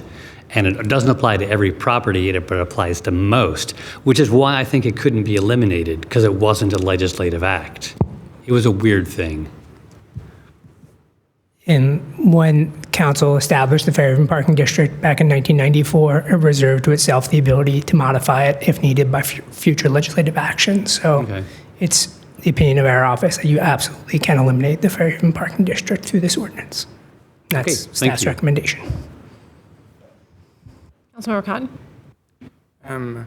Well, thank you for the presentation and for reminding us about how parking reform is essential to our affordability goals and our climate goals. There was an interesting public comment at the hearing. I said, I think we should do this for Western, but nowhere else. And I said, well, I don't really agree with that public comment, but I thought they might be surprised to know that we are, in fact, doing the opposite, and that Western and our other institutional master plans will be the only places, one of the only places with parking minimums. And I'm wondering, maybe just for council's edification, if we could just kind of define, institutional master plan, plan unit development, and a development agreement So maybe everybody already knows this, and then what some of those parking minimums look like. So for the institutional master plans, they are essentially larger campus-like environments. So we have 3 of them that we currently use, University of Western Washington, Whatcom Community College, and the Peace Health campus. So essentially they are these larger institutions that have kind of greater demand that's created because of the services and the opportunities they provide. And so in the course of doing that, as they build out these campuses, we have adopted these institutional master plans, and all of them have kind of parking management strategies associated with those IMPs associated with it. Many of those were done with the intention behind them that they understood that they had adjacent neighborhoods. We saw that in particular play out in Western as an example, where we created 2 residential parking zones, one in Seahome and the surrounding environments where that spillover was likely to occur. And so we were trying to manage that and go through the parking management efforts. And so our recommendation with respect to this ordinance is, because each one of those IMPs is kind of unique to the institution in which it was designed, that we would defer kind of those revisions to those updates to the IMPs. And many of those updates will be forthcoming. And so we would look at that in particular. Is it related? Yeah, I guess thank you for that, Director Lyon. Some of these are certainly places where we've invested a great deal in multimodal access, including transit. And I would prefer these institutions, move at the pace of attainable mode shift, not at the pace of institutional master plan updates. Furthermore, I don't see any indication that these institutions are eager to underbuild parking. Peace Health just put in a 600 stall parking garage, right? So I don't think it makes sense to treat these institutions any differently than any other use in the city. So I'm curious to hear other council members' reactions to that, but that's just my 2 cents. Councilmember Williams? Yeah, a question I had was along the same lines. If I'll use Western as an example. If they've got a master plan that is in place now, and basically we're going to honor that, if that master plan expires and they develop a new one, would they fall under the new regulations, or would we stay with the exemption? But my perception is that if they develop a new master plan and it has parking at a certain level, they're choosing to make that their priority, as opposed to someone telling them they've got to have so many. For us telling them they got to have it.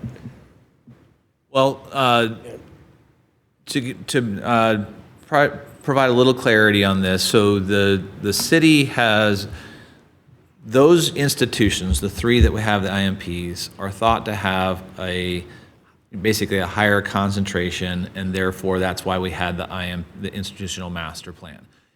If we're going to amend those, we would have a choice at the time we were amending those. We can do that now, or we can say whether this applies to them or not. That's a policy choice you all have to make. We can defer the IMPs to say, okay, we're going to have that conversation specific to that institution, specific to that area, and we can make a decision on whether or not we're going to move forward with additional parking recommendations different than the city. Where Fairhaven District, we're downtown, where some of these others, we've already instituted a lot of flexibility when it comes to downtown, when it comes to Fairhaven. And so the thought wasn't to treat those differently. Let's just eliminate or provide flexibility for those particular areas. And then with these particular 3 institutions, we would defer and let us do the amendments to those IMPs and address that issue. Okay, just as a follow-up. So the way that I'm seeing it is that we are removing mandatory parking designations citywide. And if the institution is saying, let's say in 5 years, they say we're going to do this project, and we're going to put in 200 parking spaces, and they're choosing to do that, we're not telling them they have to do that, then why would they need an exemption from the ordinance? The exemption is only for any mandate that we would have. So if we provide the exemption citywide and include the IMP, then they would not need anything further from us. If we choose to exclude them from this citywide, then their institutional master plan would continue to govern. Okay. And it wouldn't be unless we modified that institutional master plan that they could move. Okay. Who spoke last? Councilmember Anderson? Thank you. I think it was me because my hand's going numb.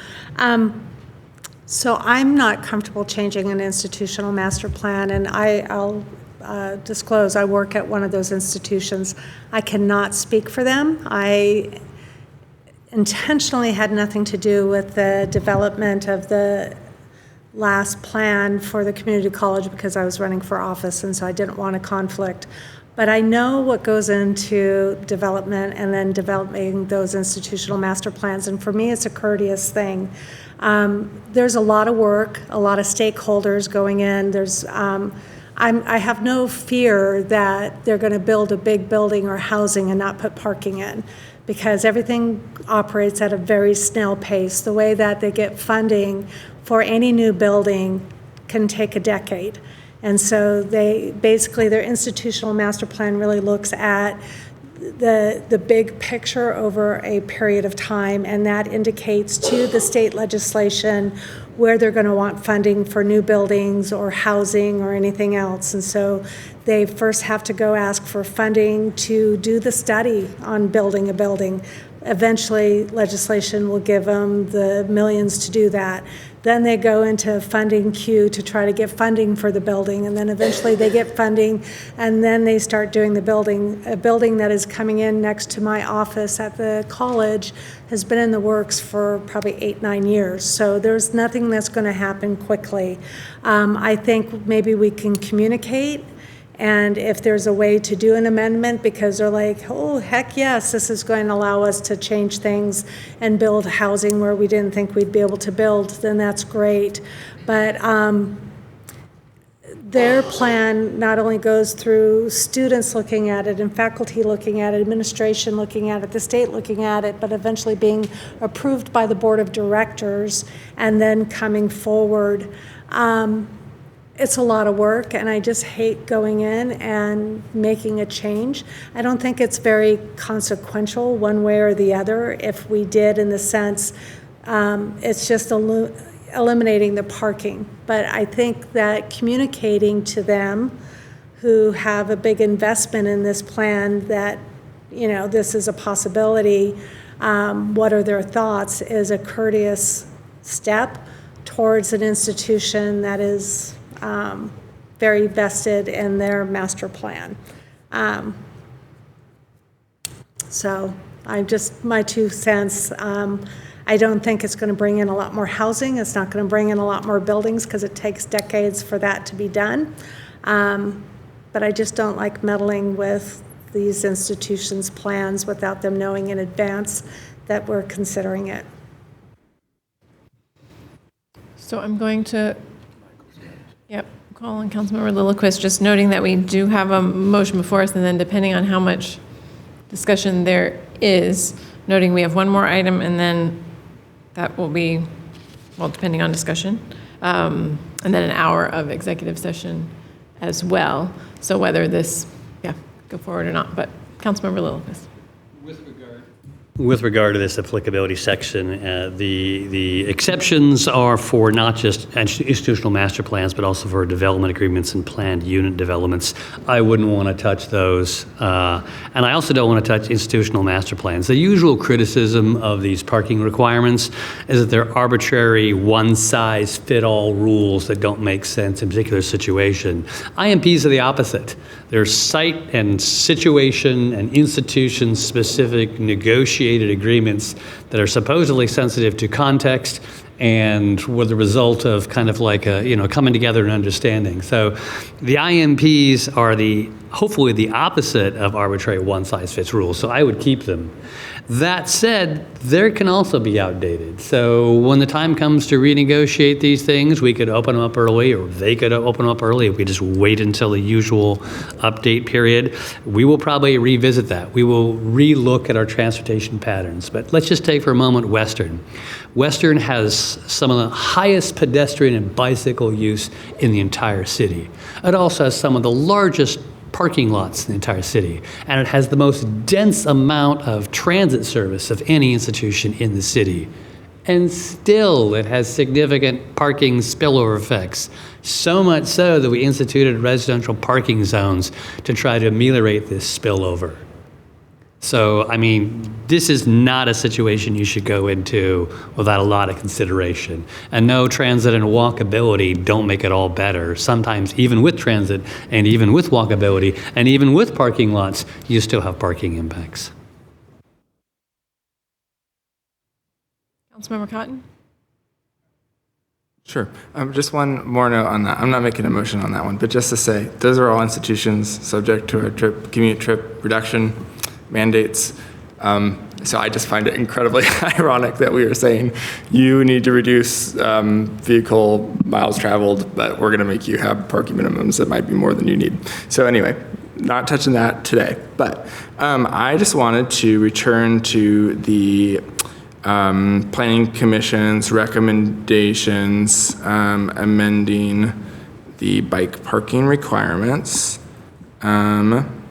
And they are in the packet. Do I need to read them, or can I just move them? It's Exhibit C.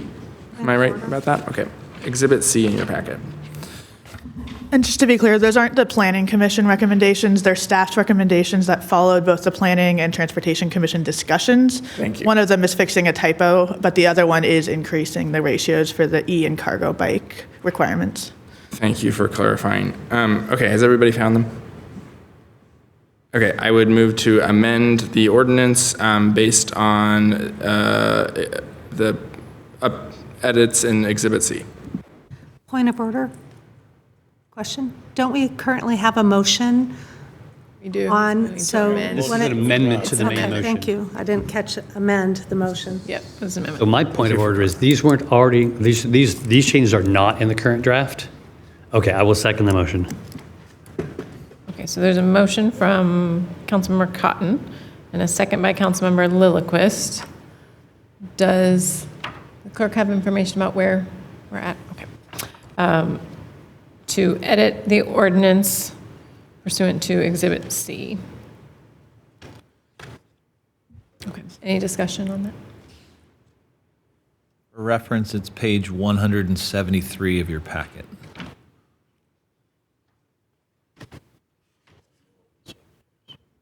Okay. Any questions? Okay.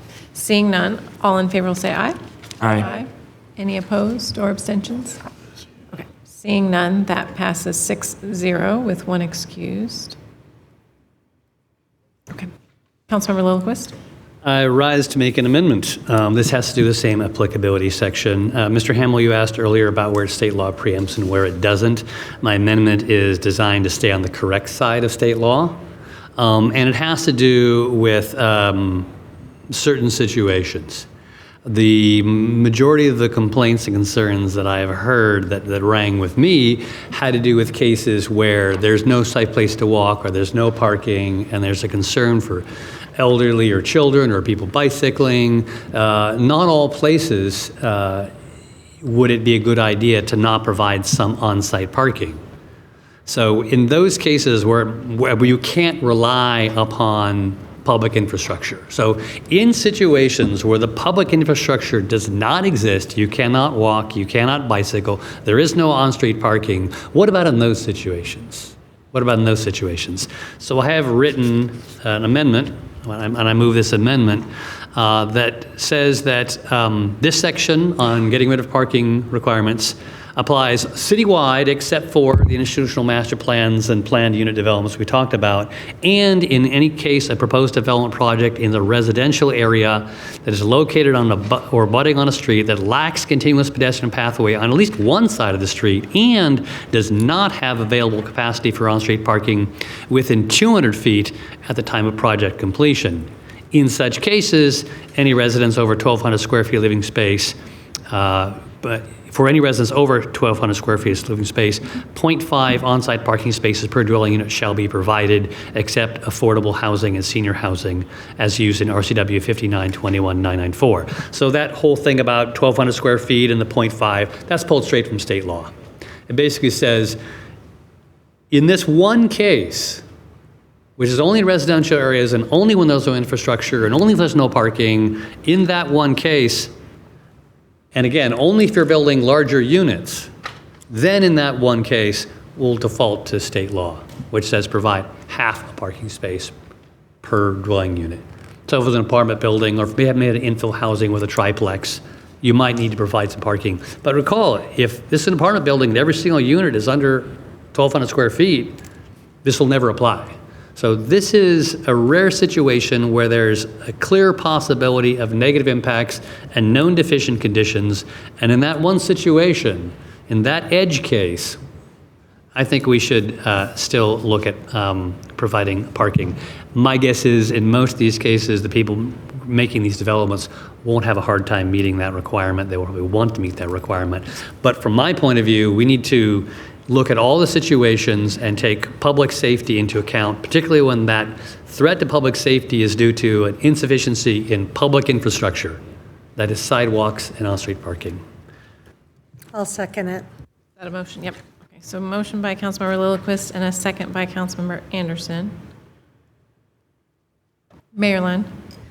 Councilmember Lillquist, can you clarify what you mean by available capacity for on-street parking? How do you define that? Yeah, the usual standard for available parking is at least 15% available parking at peak usage times. So, or if we do it around 85% of parking spaces are used, you're fine.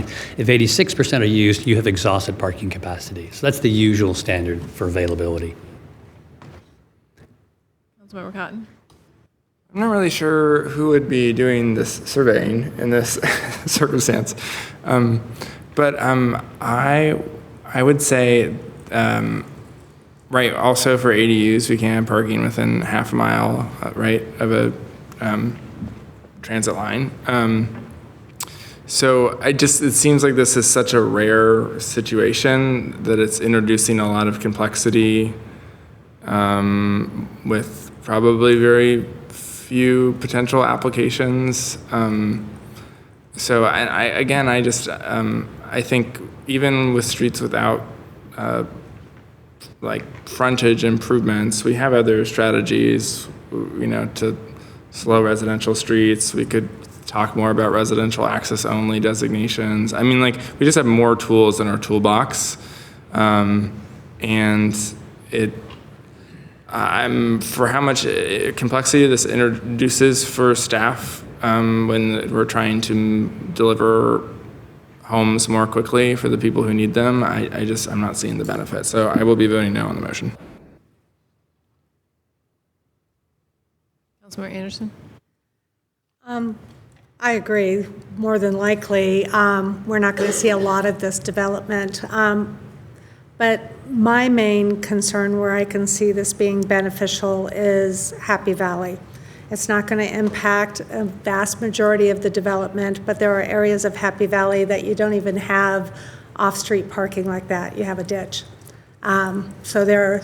That's what you would have. And so if somebody goes into one of those and builds a McMansion, which we would hope nobody would, but the possibility's there, and they have multiple bedrooms and they are not going to I would hope they'd put in parking, because I hope it's not a rental and it would be a house that would be sold, and that would be an upsell, is to make sure you have parking.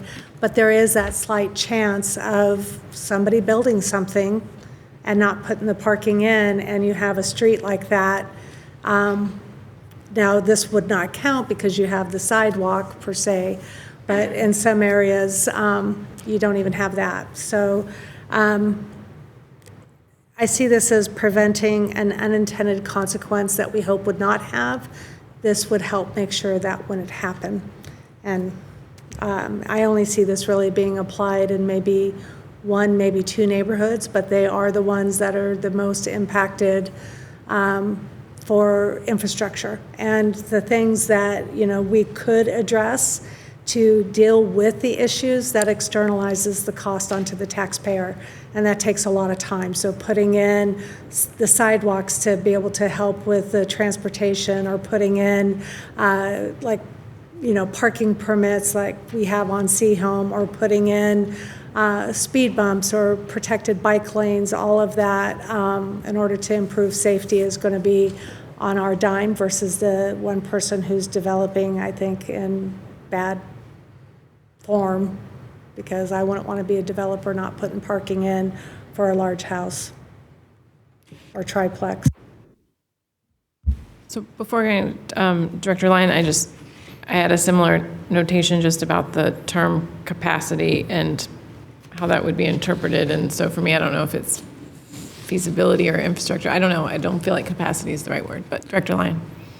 So I wanted to provide a little bit of context because when we talk about infill or larger multifamily development, but for ADUs is the only housing type currently that does not have to do frontage improvements when you're building new.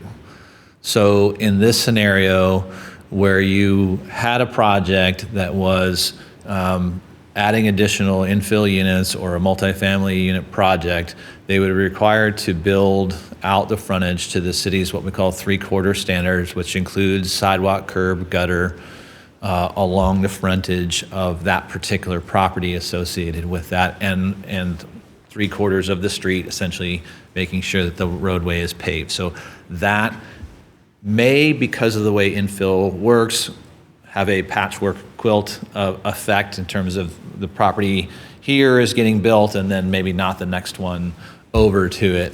The other thing I'll note, and I'll go back and reference this particular photograph. We have certain jurisdictions in this community that have taken a pretty substantial stance against sidewalks. One of the first projects that I got involved with when I came to work for Bellingham was a 4-unit project that fought tooth and nail against having sidewalks in front of that project. And for a variety of reasons I won't take your time to go into today. So I would be really concerned that if we did this, it would come across as a component of elitism, where it's using an opportunity to fight infill development and not to have that kind of the ability to have equity, the way we talked about. If you go back to where we were with the Bellingham plan, we talked about wanting to apply infill housing across the city and having the equity across the city so that all could participate in that. And so I have a reservation or a hesitation that it wouldn't be seen as everybody kind of taking their share of providing that infill housing. So I'll offer that for your consideration as well. Councilmember Cotton. Yeah, I'm just not aware of any McMansions that aren't putting in parking. So I don't know what problem this amendment is trying to solve. Secondly, just speaking of frontage improvements, I think today we're talking about a ton of transportation related questions, and we're just not going to be able to cover all of them in the depth. I mean, I think these are topics of longstanding conversation and planning in the city and will continue to be. But just something to name, I think, not every street, like there might be other treatments other than sidewalks that can increase safety and walkability. And just to say, like, all the stranded sidewalks, I think are a big issue, and that considering like a fee in lieu for those frontage improvements so we can have more connected, I think that is an area of emerging interest and consensus from both pedestrian advocates and the development community. So all that to say, I don't think, this amendment supports our broader goals. Councilmember Anderson? I do appreciate the idea that any new development would have to bring street standards up to 3/4, but I also appreciate Councilmember Cotton acknowledging stranded sidewalks. And I don't expect necessarily a response, but I do want to highlight an experience where in the York neighborhood where there wasn't sidewalks and there was a new development coming in and it was going to be like a 6-bedroom that was being put in. They were asking for a variance because the 40 feet frontage would look very different and it wouldn't connect to any sidewalk. And so they were allowed that variance. So for us to depend on, unless there was some code that says you don't get a variance, that you don't have to put in the improvements, it's difficult for me to say that is going to be the solution. Because when it's a one-off with a 9-block section that does not have sidewalks, it's a very easy argument to pay a consultant to come in and say they shouldn't have to put it in and have that approved. Well, predecessors have approved it. And in our prior versions of the code, before we did the interim infill toolkit, we did not require frontage improvements for infill single-family homes. So I don't know the particular project you're referring to, but that wasn't a requirement. It is now under the interim and would be, that's the way it's recommended going forward. So there's an opportunity to get that with all projects, again, with the exception of the ADU. Councilmember Cotton also brings up something that is what we've been discussing and contemplating, which is instead of it being a variance, then there's the opportunity to, if it doesn't make sense in that location, to look at the linear frontage for that particular area, pay in an in lieu fee, and then apply that so that now we're building out the network and filling it in where it makes sense. So it may not be that sidewalk right in front of that particular property for that particular reason, but it will help to build out the broader network across the city in areas where it is more appropriate. Councilmember Anderson? Is there an option that instead of building out across the city, it builds within that neighborhood so that somebody in Happy Valley isn't benefiting Cordata? Yeah, and that's absolutely what we were talking with Public Works, is looking at the inventory of where we have projects, where it makes sense to fill in those gaps.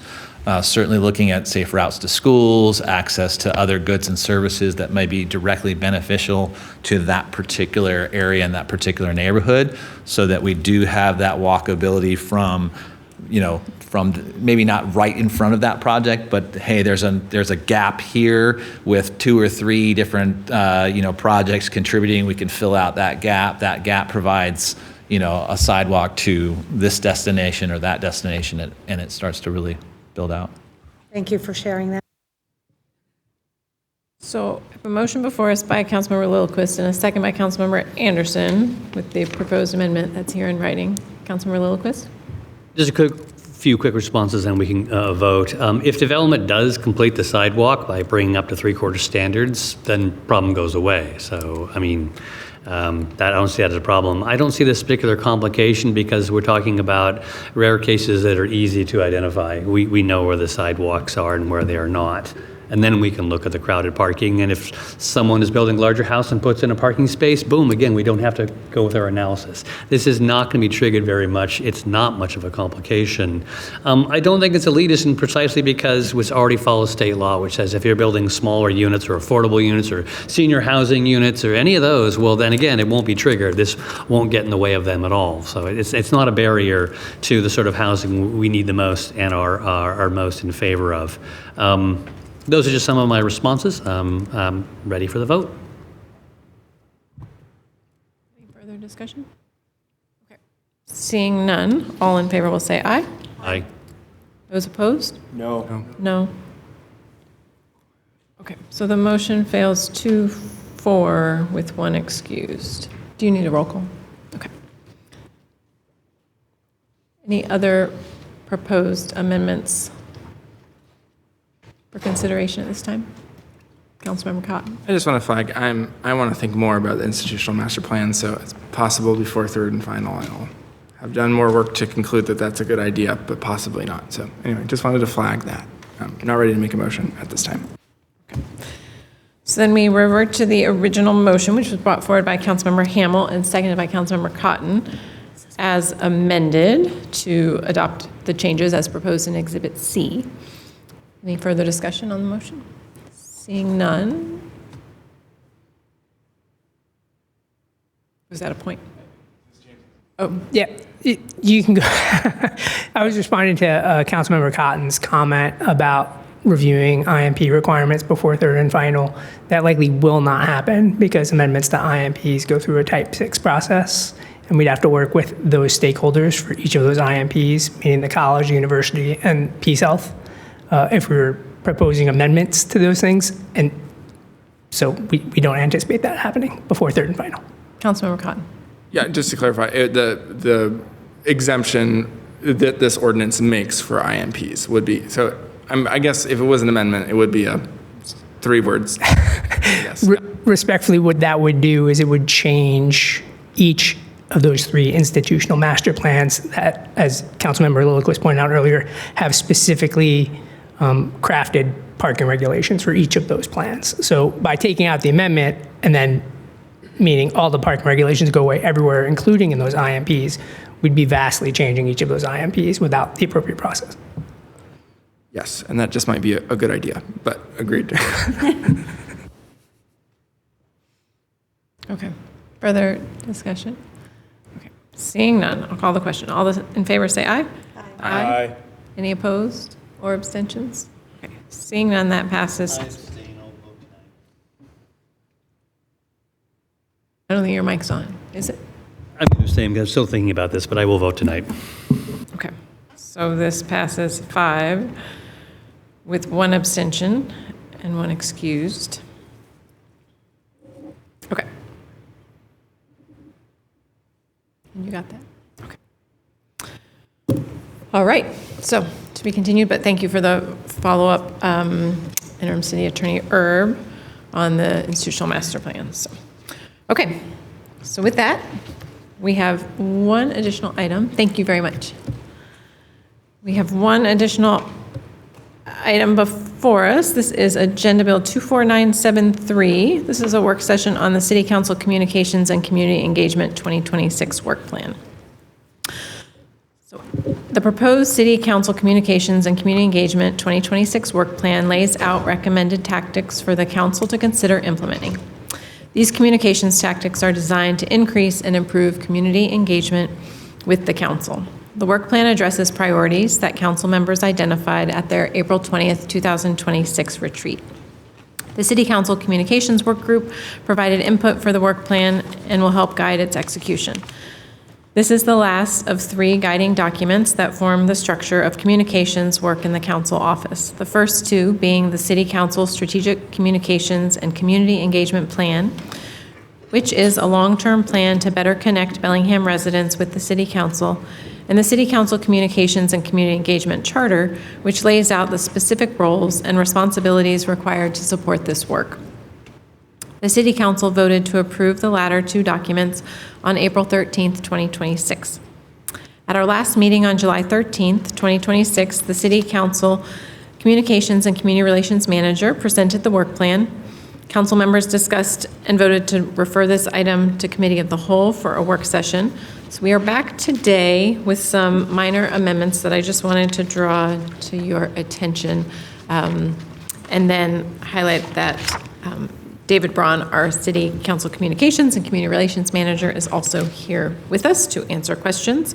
But in the proposal that's in the packet, there were some minor amendments in the introduction to incorporate and try to address the note that Councilmember Hamel brought forward about just, council assigned commitments on committees as well as volunteer boards and commissions and that work. So in the introduction, sort of trying to highlight the work that council members engage in on an individual basis beyond this particular work plan. And then the history just outlines really what was in the summary statement. In the logistical consideration section, number 6 addresses just recording, live streaming, and remote participation as a logistical consideration that hadn't been highlighted previously, but came up through further review. And then also wanting to note that there were, so the public comment revisions in section F were amended slightly, but with just a formal proposal for a particular path forward that, again, some people have talked about pilot programs or pilot projects or considerations, and certainly this continues to be something that ebbs and flows over time. So that was for formal consideration. And then in the final section under future public engagement opportunities, it has separated out listening sessions and discretionary public hearings.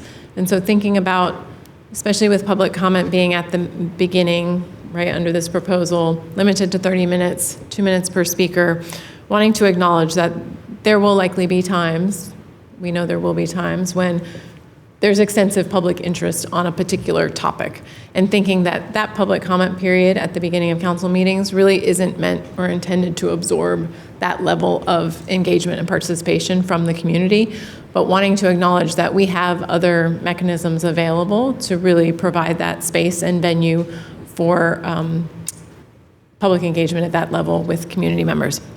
And so thinking about listening sessions as opportunities that would sort of be off-site and maybe more informal on a particular area of interest in the community and topic specific. And then also discretionary public hearings being something that would be more formal that I envision taking place here, right, in chambers where we have legal obligations for public hearings in some situations. But we could certainly schedule a public hearing that is topic specific that's not legally required, but at our discretion. And those would really be focused more on areas of interest that the council has on perhaps something that we're considering for adoption or we're going to be taking action on and voting on. And there's extensive community engagement and comment that we're receiving, and we want to provide that space. So just wanting to highlight again those avenues for when we do see extensive public interest on a particular topic and how we could address that as far as an engagement opportunity. But I will turn to David if there are any other particular changes that we made that you wanted to highlight before the council considers it. Thank you. David Braun, City Council Communications and Community Relations Manager, but you covered pretty much everything I wanted to say, so. My apology. No, that's great. You're great. Stealing your thunder, and just wanting to highlight again the extensive work that David Braun has put into bringing forward this work plan. So that appreciation, but wanting to, yes, bring it forward for consideration from the council. So any questions or? Councilmember Hamel? Yeah, I just wanted to again acknowledge the work that was put into this and how important it is to have a plan for our communications. So I'll go ahead and move to approve. Second. So we have a motion from Councilmember Hamel and a second by Councilmember Williams. Councilmember Lillquist? Just a clarification. So this motion includes all aspects of this, including the reduction of public comment from 3 minutes down to 2, and a hard cap at 30 minutes for public comment, with those commenters being assigned to speak in a random order if there's more people signed up. So that's included in the motion? It is. So the motion would, as I'm reading Councilmember Hamel's motion, is to adopt the work plan as presented.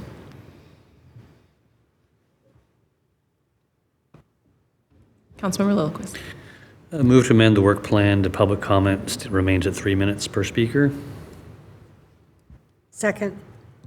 There's a motion by Councilmember Lillquist and a second by Councilmember Anderson to keep it at 3 minutes. So recognizing still capped at 30 minutes, but allowing 3 minutes. So you would have 10 speakers instead of 15. Probably 9, actually, but yeah. But, okay.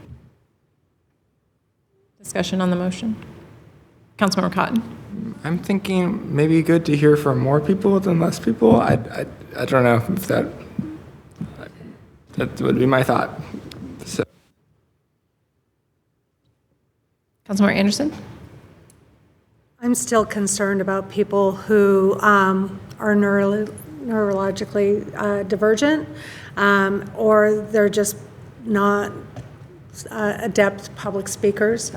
Usually a lot of people, if they're reading and they're comfortable at the mic and they're very articulate and they could speak quickly, they can get through a lot of content in 2 minutes. But we do have members of the community. I don't want to hinder their ability to communicate to us. Yeah, we might have one less speaker, but I want to be considerate of individuals with disabilities, and not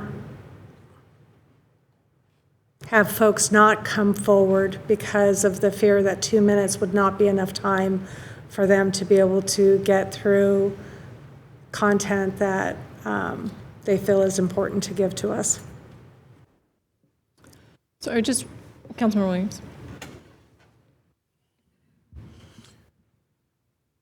My experience with dealing with people is that once the rules are established, eventually they'll figure out how to follow the rules and fit their comments into 2 minutes rather than 3. If it's 4 minutes, they'll get to 4 minutes. I think that 2 minutes is a reasonable amount of time to do that, with the exception of whether or not interpretation is needed. And I've also observed that at sometimes they get a few more seconds to finish what they need to say. So I'm in favor of doing it the way that it's written here, and with the understanding that people will figure out how to combine it into 2 minutes.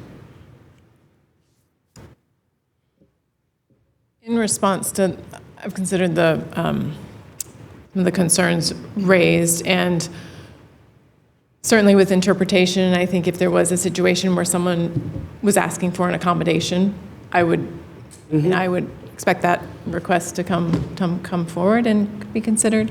The other piece was wanting to, encourage individuals. Sometimes people have written comments, and that you can, leave those written comments with the clerk.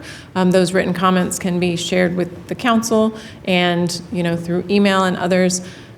I think about part of what public comment, and for me, what's most beneficial about public comment is the ability to, see and hear from a community member in their own voice, and to convey with that emotion and what they're bringing forward, and wanting to make sure that, that is conveyed. But sometimes people talking as fast as they can to, squeeze content isn't always as influential as, as less and more concise comments, but I appreciate the concerns raised. David. Yeah, thank you.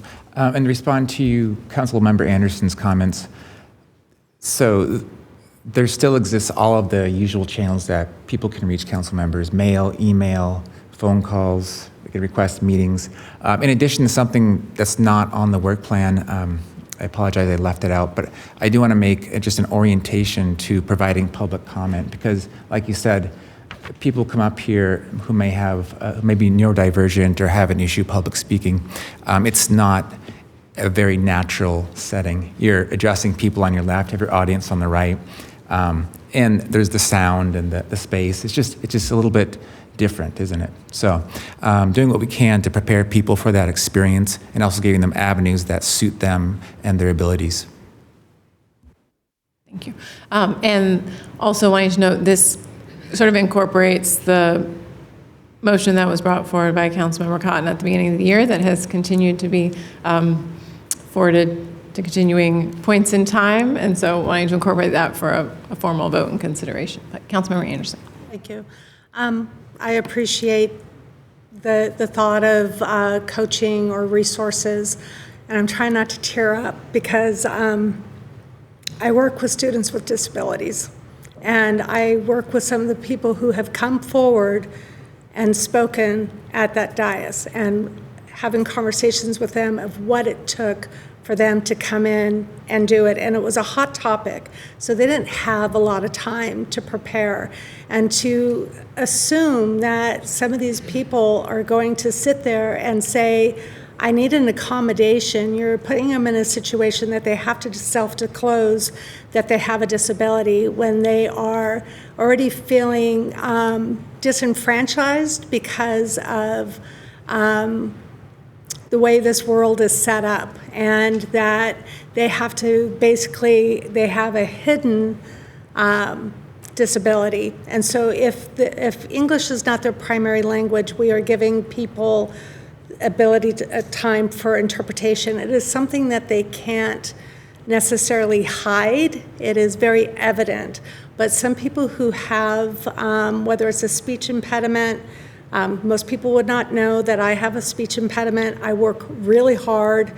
Councilmember Lilliquist had to sit on the other side of the table with me for over a half an hour and coach back and forth for me to be able to say the word condominiumization. If you listen to how I break it down, I don't say it normally. And so occasionally you guys will hear me just stick on a word and try to get it out. And I punch my words so that I sound like everybody else, but I struggle with speech and I spend a lot of time and effort on it. Not everybody has had decades of practice to be able to sit and talk at a mic. And I don't want anybody from the public to not feel that they're welcome to come forward because they know they're not going to be able to speak in 2 minutes. I have had 6 conversations with people who have disabilities. They're neurodivergent. A few of them have spoken in front of us before, and a couple people have told me point blank, 2 minutes would not be enough time. And they feel that, yes, even though there are other ways to be able to communicate to us, there is power to them to get in front and look us in the eye and say their words and know that they're being heard. Sending an email, you don't have that same feeling of empowerment. So I just know that we will be disenfranchising members of our community, and I've been told that directly because I'm a safe person. I feel right now saying what I have said is compromising their trust in me, but there's no other way for me to communicate that to this council without disclosing that individuals who took a lot of not only pride, but a lot of risk to come in front of us and speak because it is evident that they struggled, but they were really proud of that moment. And there is power in that for them, and we will be eliminating that. And so I'm sorry I'm taking a lot of time on it, but it is just, it's very difficult for me having heard their voices and knowing that this will silence them. And I don't know how many other people in the community will be silenced because of the time limit. And we cannot ask them to self-disclose that they have a disability. That just goes in the face of a lot of confidentiality and ADA laws. So that is not something we can expect. And if they want to self-disclose that, that is on them. But then for us to then have a mechanism to say, okay, now you could have more time because you disclosed you have a disability, then we are marginalizing those who are not going to take that risk and tell the public they have a disability because they spend a big part of their life trying to normalize themselves in this community so that they're not outing themselves of having a disability. And we're putting them in a position to have to do that if they feel like they can't get their content out. And I don't want to do that. Thank you, Councilmember Anderson. In response, I would say it's something that I take very seriously, and I want to ensure that people feel comfortable coming forward and that we're not discouraging people from participating in public comment. I also have concerns that, I mean, in my time on council, I think I remember once someone utilizing the interpretation, right, that we are providing at every evening session. And I've reflected upon that and thinking that this is not, right, there's something about the space and that we've created in the way that we operate that is not a welcoming space for certain members of our community. And so part of this work plan is trying to look at other opportunities to engage, right, with different people in our community and hopefully different spaces and places where people do feel more comfortable speaking and engaging with council members. And so, you know, part of that is small group sessions in different locations that are maybe specifically, you know, with interpretation. Or, you know, in this case, I'm thinking about the fact that there are times when I don't know if 2 minutes isn't sufficient, is 3 minutes, you know, sufficient, or, you know, needing longer. I mean, ultimately, I feel like we haven't seen, you know, the diversity within our public comment time is not great, right? I mean, just I enjoy hearing from the members of the community that we hear from routinely, and, you know, I'm happy for that engagement, but looking to expand that diversity. And so I don't know that the difference between 2 and 3 minutes is going to bridge the gap to make people who are also neurodivergent and, you know, have fear and anxiety about communicating, that that's going to make the difference between them coming here or not. I would welcome in you know, as an alternative, is having a listening session when, you know, there is time that's flexible and that we're sitting maybe in a circle and, you know, welcoming people to speak at a pace and in a form that's, you know, most comfortable for them. And so I really appreciate the concern being brought forward. My concern is that this point isn't, I don't think is going to fully address it. I understand that cutting it back may feel like we're now moving in the opposite direction, but that's why I was not open to even considering Councilmember Cotton's proposal without a broader plan in place to try and bridge some gaps and do things differently in other areas of our work to try and really meet people where they're at in our community. And so I'm hopeful that this plan as a whole is getting us there, and recognizing that public comment period is really a very, very small piece of how we engage with the broader community. But I really appreciate you bringing those concerns forward. Councilmember Williams. Thank you, President Stone, because the thing that impresses me about having this is that we have a plan with many options for people to engage with us. We did not have something like this before.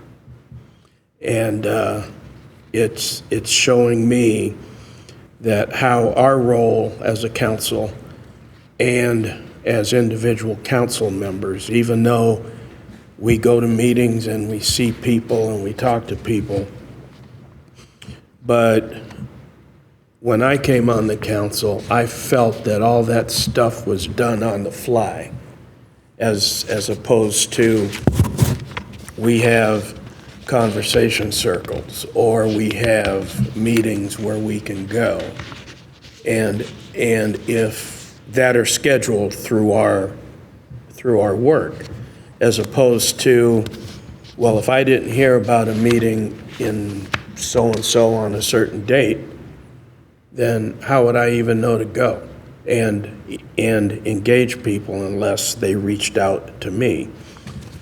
This is us reaching out to them, and I really, really appreciate that, and I think we should vote. Councilmember Lillquist. Yeah, I don't want this amendment over the issue of the amount of time each commenter is given to overshadow this excellent document. Email, social media, op-ed pieces in Publix, in-person engagements, coordinated ways in which we have email responses to common emails, public comment, the listening sessions, and discretionary public hearings, and even block party ideas. There's a lot of really warm in-person and two-way communications in here. I don't want to miss that. I have always just looked for ways to increase public input and the quality of it rather than just say the quantity of it. So just for me, I think 3 minutes is better than 2. Some people are eloquent and they can do it in 1, right? But I think 3 has been a good number, and I don't want to back away from that. We're already limiting comment to 30 minutes. There's no perfect solution, but I think 3 minutes is better than 2, and I would just prefer to stick with it. Additional comments? Councilmember Cotton? I think if different folks can speak different numbers of words per minute, and yeah, some of that could be attributable to a disability, and I think it's just an inequitable format, whether it's 2 minutes or 3 minutes or 5 minutes, right?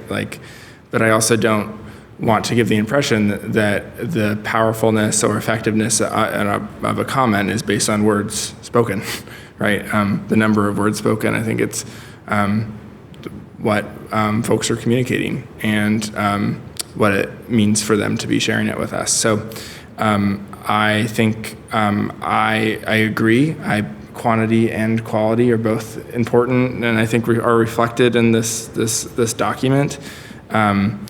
But I think, especially in the context of moving this to the front of the meeting and putting a 30-minute limit, and also knowing we just have a lot of frequent flyers, and I'm very familiar with what they have to say, and I appreciate hearing from them. But I wouldn't want those folks to just sign up first and then there not be space for others who might be there for the first time. So for those reasons, I would want to stick with the 2-minute, and I just would second the conversations about wanting to create different spaces with other affordances that might be accessible to different groups of people in different ways. So thanks for this work, and excited to vote on this after this amendment. So we have amendment before us to amend the comment period as currently presented from 2 minutes to 3. Further discussion? Okay. Seeing none. All in favor of the motion say aye. Aye. Those opposed? Whoa. All in favor of the motion? In favor of Change going it from back to 3 minutes to 2, from 2 minutes to 3 minutes. I voted the wrong way. Okay. Okay, so all in favor? Aye. Those opposed? No. No. So the motion fails 2-4 with 1 excused. And then we have a motion for consideration of the work plan brought forward by Councilmember Hamel and a second by Councilmember Williams. All in favor will say aye. Aye. Aye. Any opposed or abstentions? Okay. Seeing none, that passes 5-0 with 1 excused. Thank you very much, David. I appreciate your time. Sorry, 6-0 with 1 excused. Yes, thank you.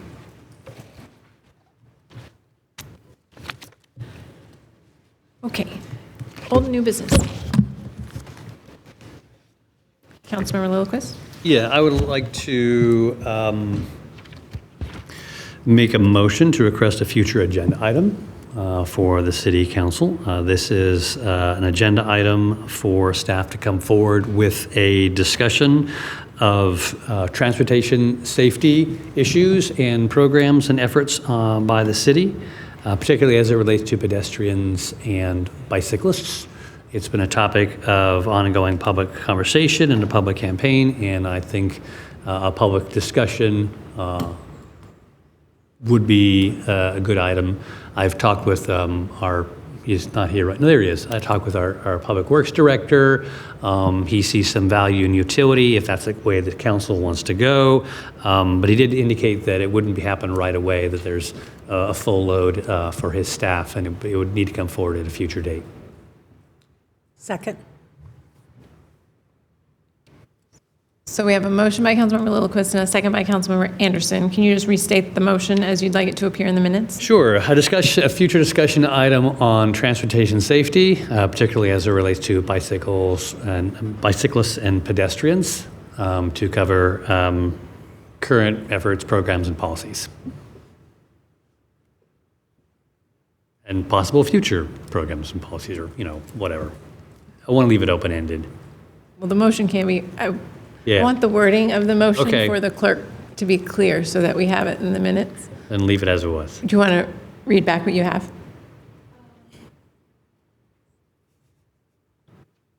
Move to request a future city council presentation tied to transportation safety, specifically as it relates to bicycle and pedestrians, and how it ties to current and future city work. Actually, the word was discussion, not presentation. Thank you. Okay. Councilmember Anderson.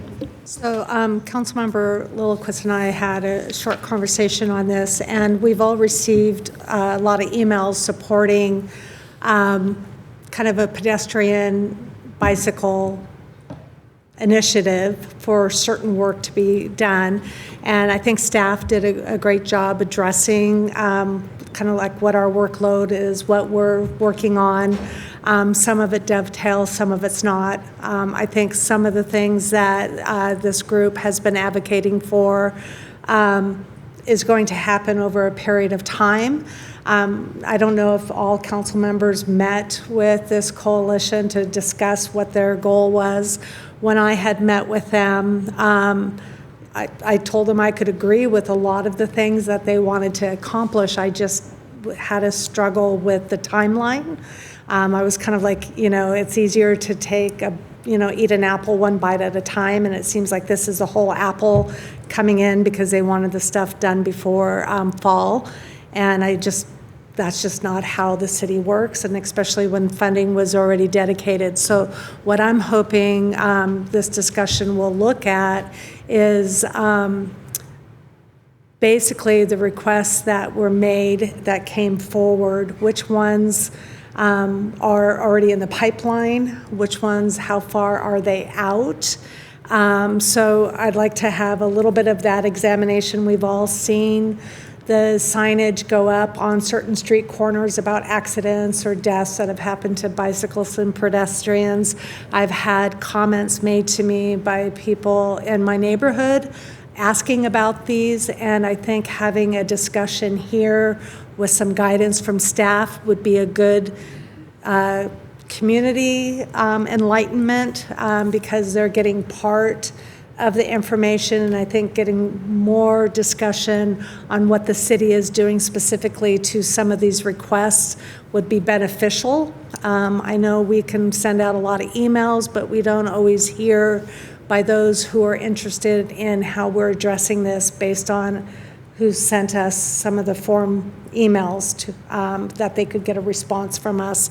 So I think I know I've been having conversations in the community, but I'd really like to be able to highlight a video where there's staff expertise that is identifying some of these projects coming forward that I can direct inquiries to so that they can get better information than they're going to get from me about site-specific concerns.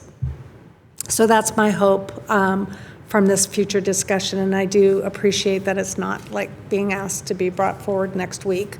But that would be, I think staff might be aware of the direction of, based on your conversation, I hope, where we would like to go if we approve this. Further discussion on the motion? Councilmember Cotton? I will support the motion. I think I'm very interested to learn more about the local access street treatments, to the extent that might be something we could integrate into the community streets program. And also, I think I'm a big fan of the quick build approach to more protected infrastructure, and those are pretty cheap in terms of materials, right? And probably not too complicated in terms of design. So it would be really helpful to know what are the actual trade-offs, and how much of that is around how much new engagement do we want to do around these, or is this because it's in the plan something we're already really kind of comfortable executing on? And then just in the context of how we're executing on the pedestrian and bicycle master plans would be great. So thanks for the motion. I'll vote yes. Further discussion? Okay. All in favor of the motion, say aye. Aye. Aye. Any opposed or abstentions? Seeing none, that passes 6-0 with one excused. Okay. Any other items for old and new? Okay. you will have another opportunity this evening. But in the interim, we have executive session, and we have almost an hour of executive session items. So the first is potential litigation claim number 2026-18 with Phillips for approximately 5 minutes. The second item is a potential litigation claim number 2026-19, also with Phillips for approximately 10 minutes. Third item is labor relations matter to discuss collective bargaining strategy with Danner for approximately 15 minutes. Item number 4 is potential litigation matter with Rosenblatt for approximately 10 minutes. That item was added on July 24th. And the fifth item is also a potential litigation matter with Rosenblatt for approximately 10 minutes. That item was also added on July 24th. We will take a brief 5-minute break before we start executive session. I will be back approximately 5:15 to adjourn. But for the rest of us, we will reconvene this evening at 7 p.m. Thank you very much for your time.